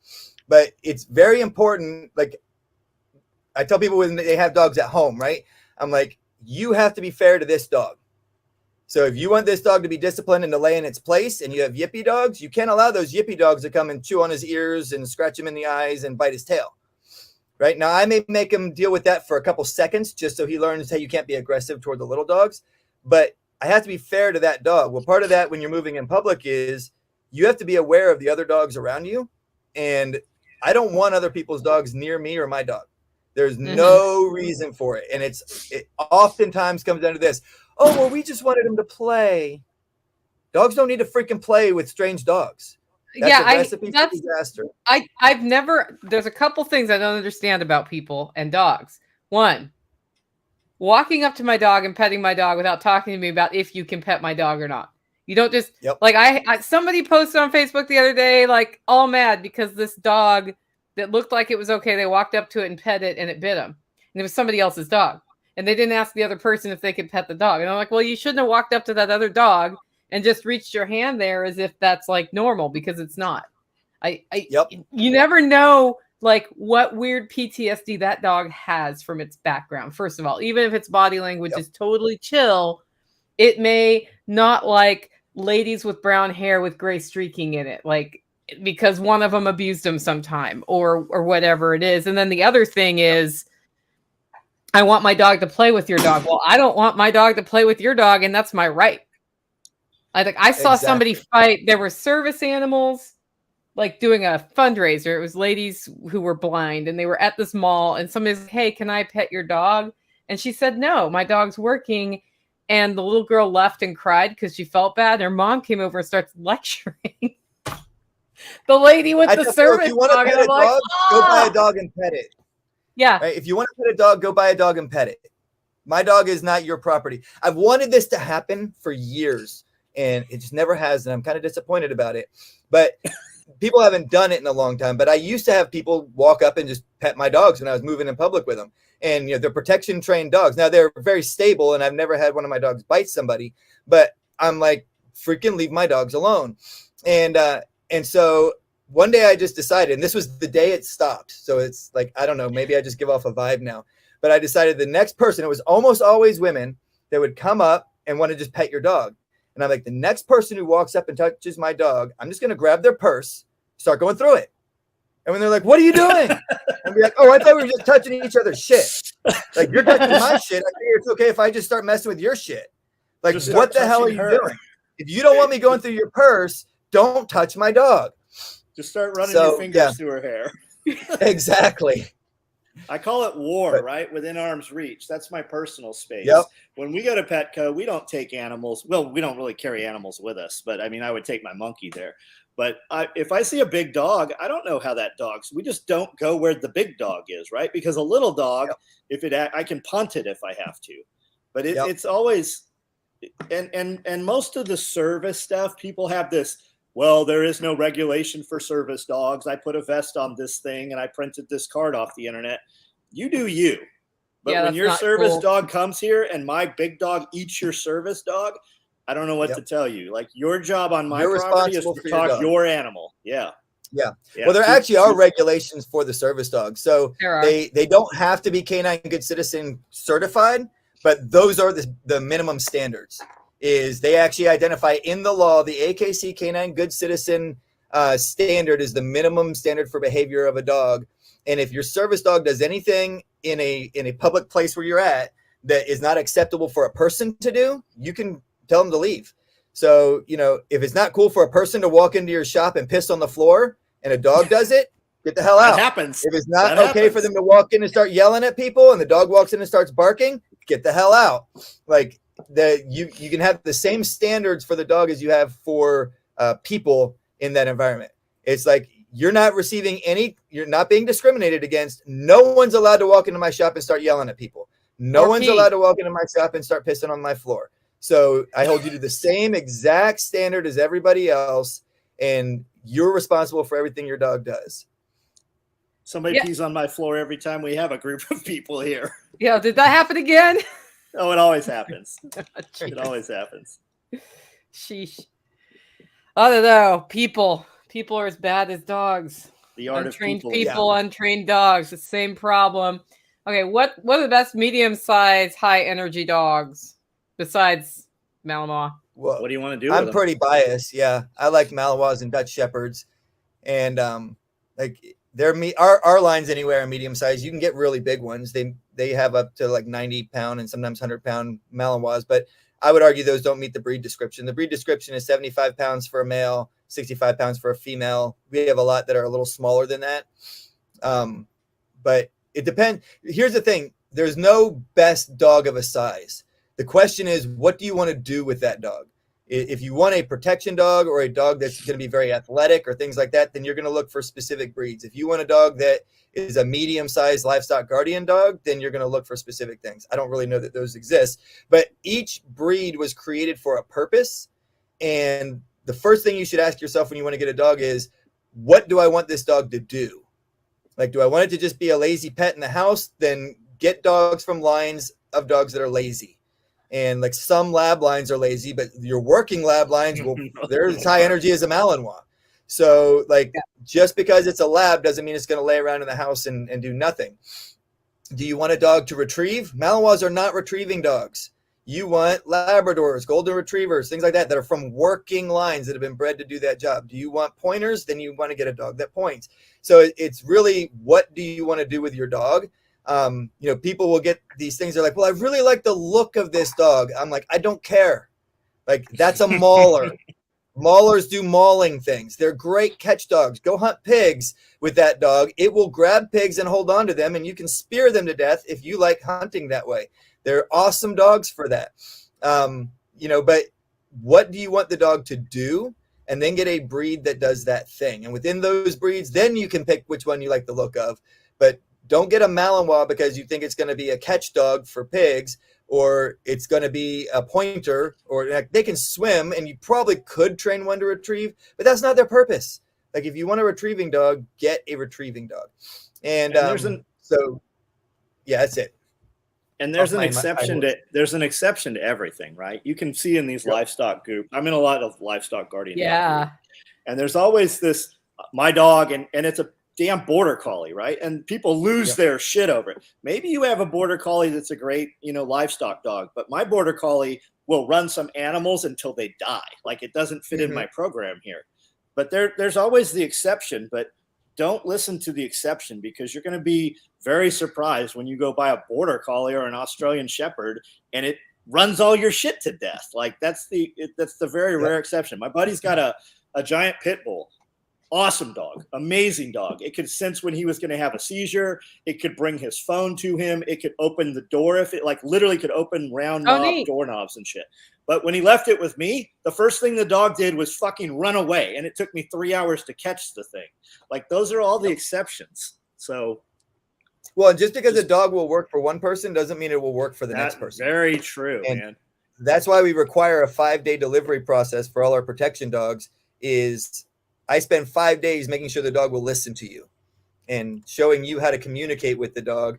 And then for our warranties, you have to come back in 3 months, because the second I see you after 3 months with your dog alone, I'm going to be like, you're not doing these 10 things that I told you to do.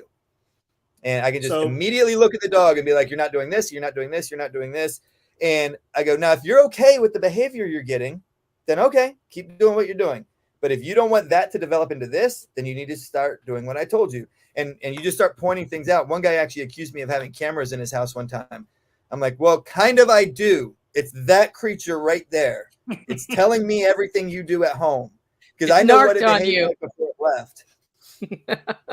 So go over real quick. Like our friend Bob has bought a dog from Joel, and the dog's name is Connor, and that's what he was asking about. So the dog is 6 months old right now. Is that correct? I think Connor's 8 months. My wife keeps track of all the puppy litter dates and everything. So what's the next stage? He was here, and Bob has twins, and both boys took turns moving the dog around and walking the dog, and the dog listened to him. Yeah, they did great. What's the next step? When do they take delivery? And he's coming there for 6 weeks and learning how to actually handle the dog and everything. Is that correct? We're planning for Davis, his one son, to come and spend about 6 weeks with us. That's not typical. But so he's kind of doing an internship kind of a model where he's going to come and he's going to take bites off my dogs, but he's going to be working his dog the whole time too. And we're going to teach him how to train puppies and stuff like that while he's here. The average kind of situation is people say, hey, I want a dog. I go, do you have breed and gender preferences? So do you want a German Shepherd, Malinois, Dutch Shepherd, male, female? And we kind of get their preferences. What's your lifestyle like? We have kind of a series of questions we go down. Do you have kids? Do you have small animals? All that sort of thing. Cats in your house. And so, because most of my dogs are really good with cats, but every once in a while you get one that just wants to kill every cat it sees, right? So obviously that's not a good dog to go home to a cat family. And so we go, okay, so with all the stuff that you've described to me, these 3 dogs all fit your description really well, because part of it also is time frame. How quickly do you want the dog? So, we have dogs that are like 6 months out from being finished, and we have puppies that are just starting, and numerous dogs in between all that. And so we get their time frame and their preferences, and we go, these are the dogs that best fit what you're describing. And, here's a little, pro-con information about each one. And here's some pictures and videos of them doing their stuff. And then they select from that group. And then once they do that, we send them a contract. They put a deposit down. And then typically, some people just pay all up front, but most of my clients put the deposit down. And then if it's 6 months, we divide the rest of the payments up by 6, and you pay monthly for your dog. If they need longer time, then I go, then let's get you a puppy. Now you have 1.5 years to pay the dog off. And we have different training levels as well. So you can get a personal protection dog, which is like a basic protection dog. It's got all its obedience and all that stuff. It will bite on command. It will deploy, meaning you can send it to bite. It will recall.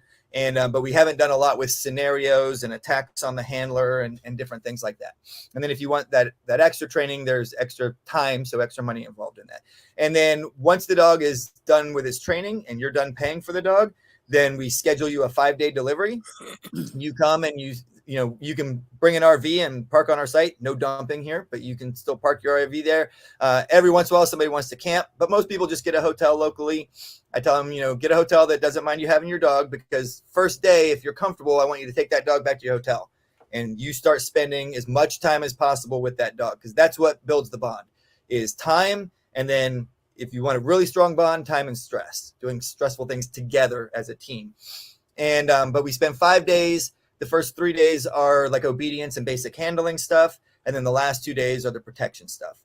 And we do that way because I've had numerous clients, like, if I saw that dog bite this way when I first got here, I'd be scared of my dog now.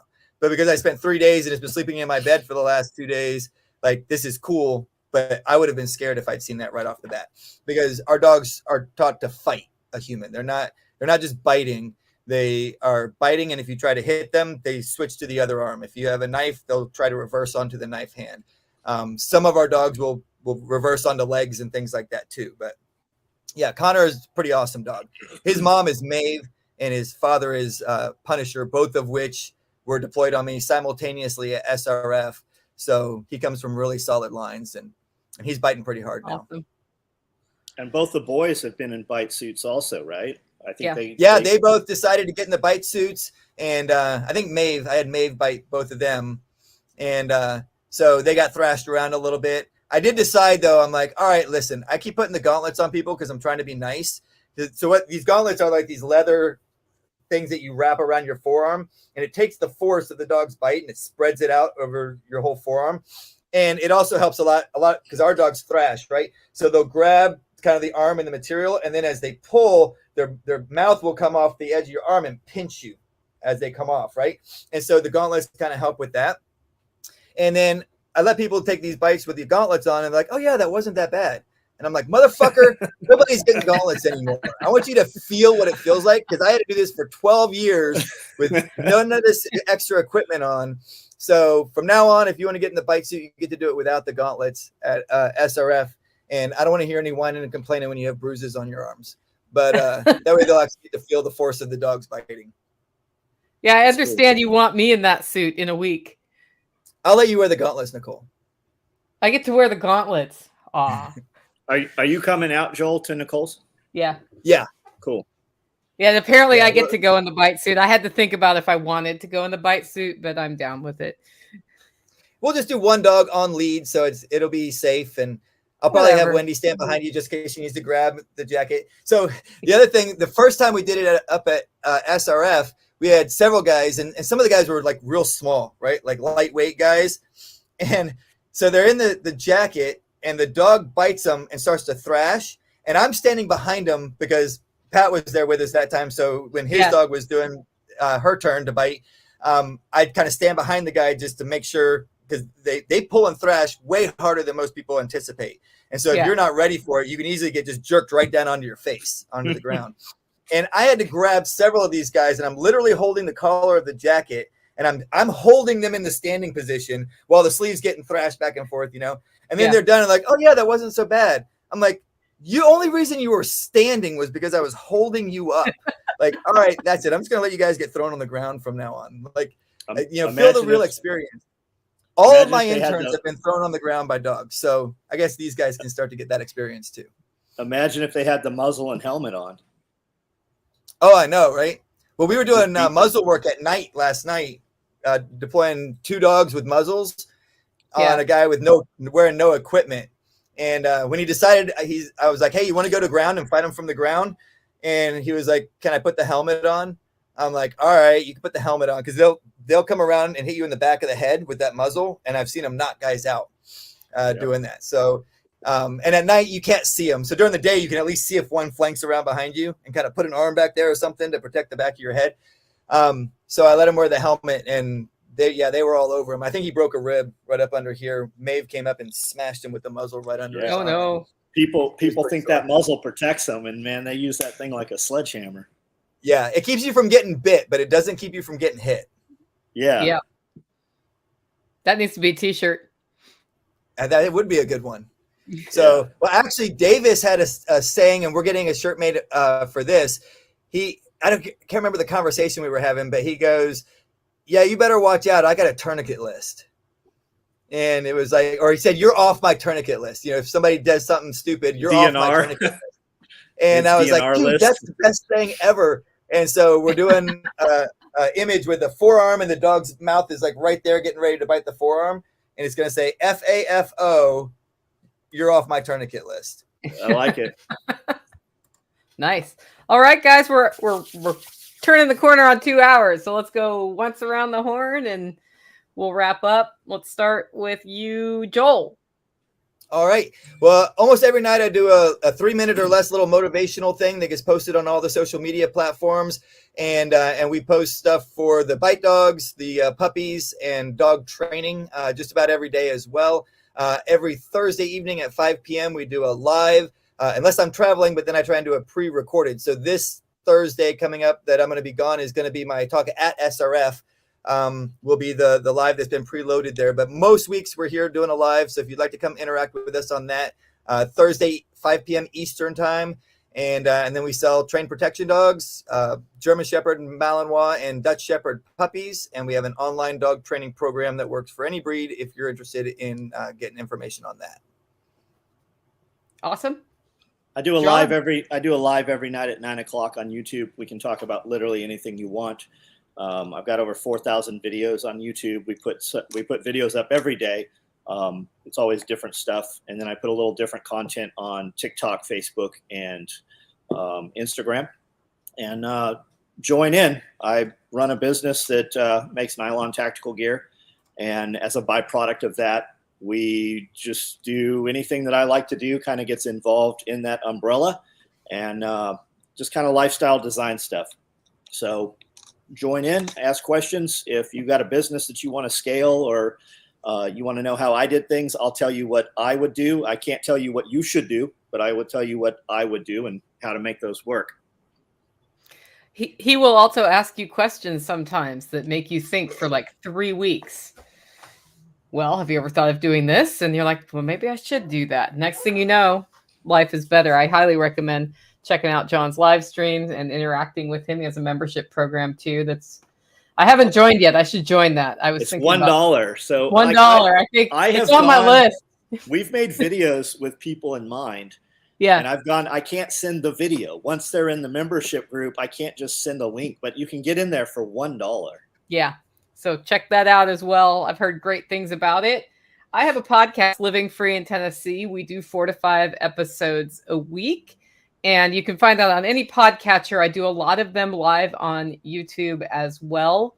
And if you want awesome coffee, go to hollowroast.com and grab it. If you want Controversy Blend, just put Controversy Blend in the comments, unless you can get it from John, which you can't right now because he's out. That's right. So guys, we'll see you soon. Next week, we're not doing a live stream because I'm doing the Living Free in Tennessee Spring Workshop, but we should be back the week after that.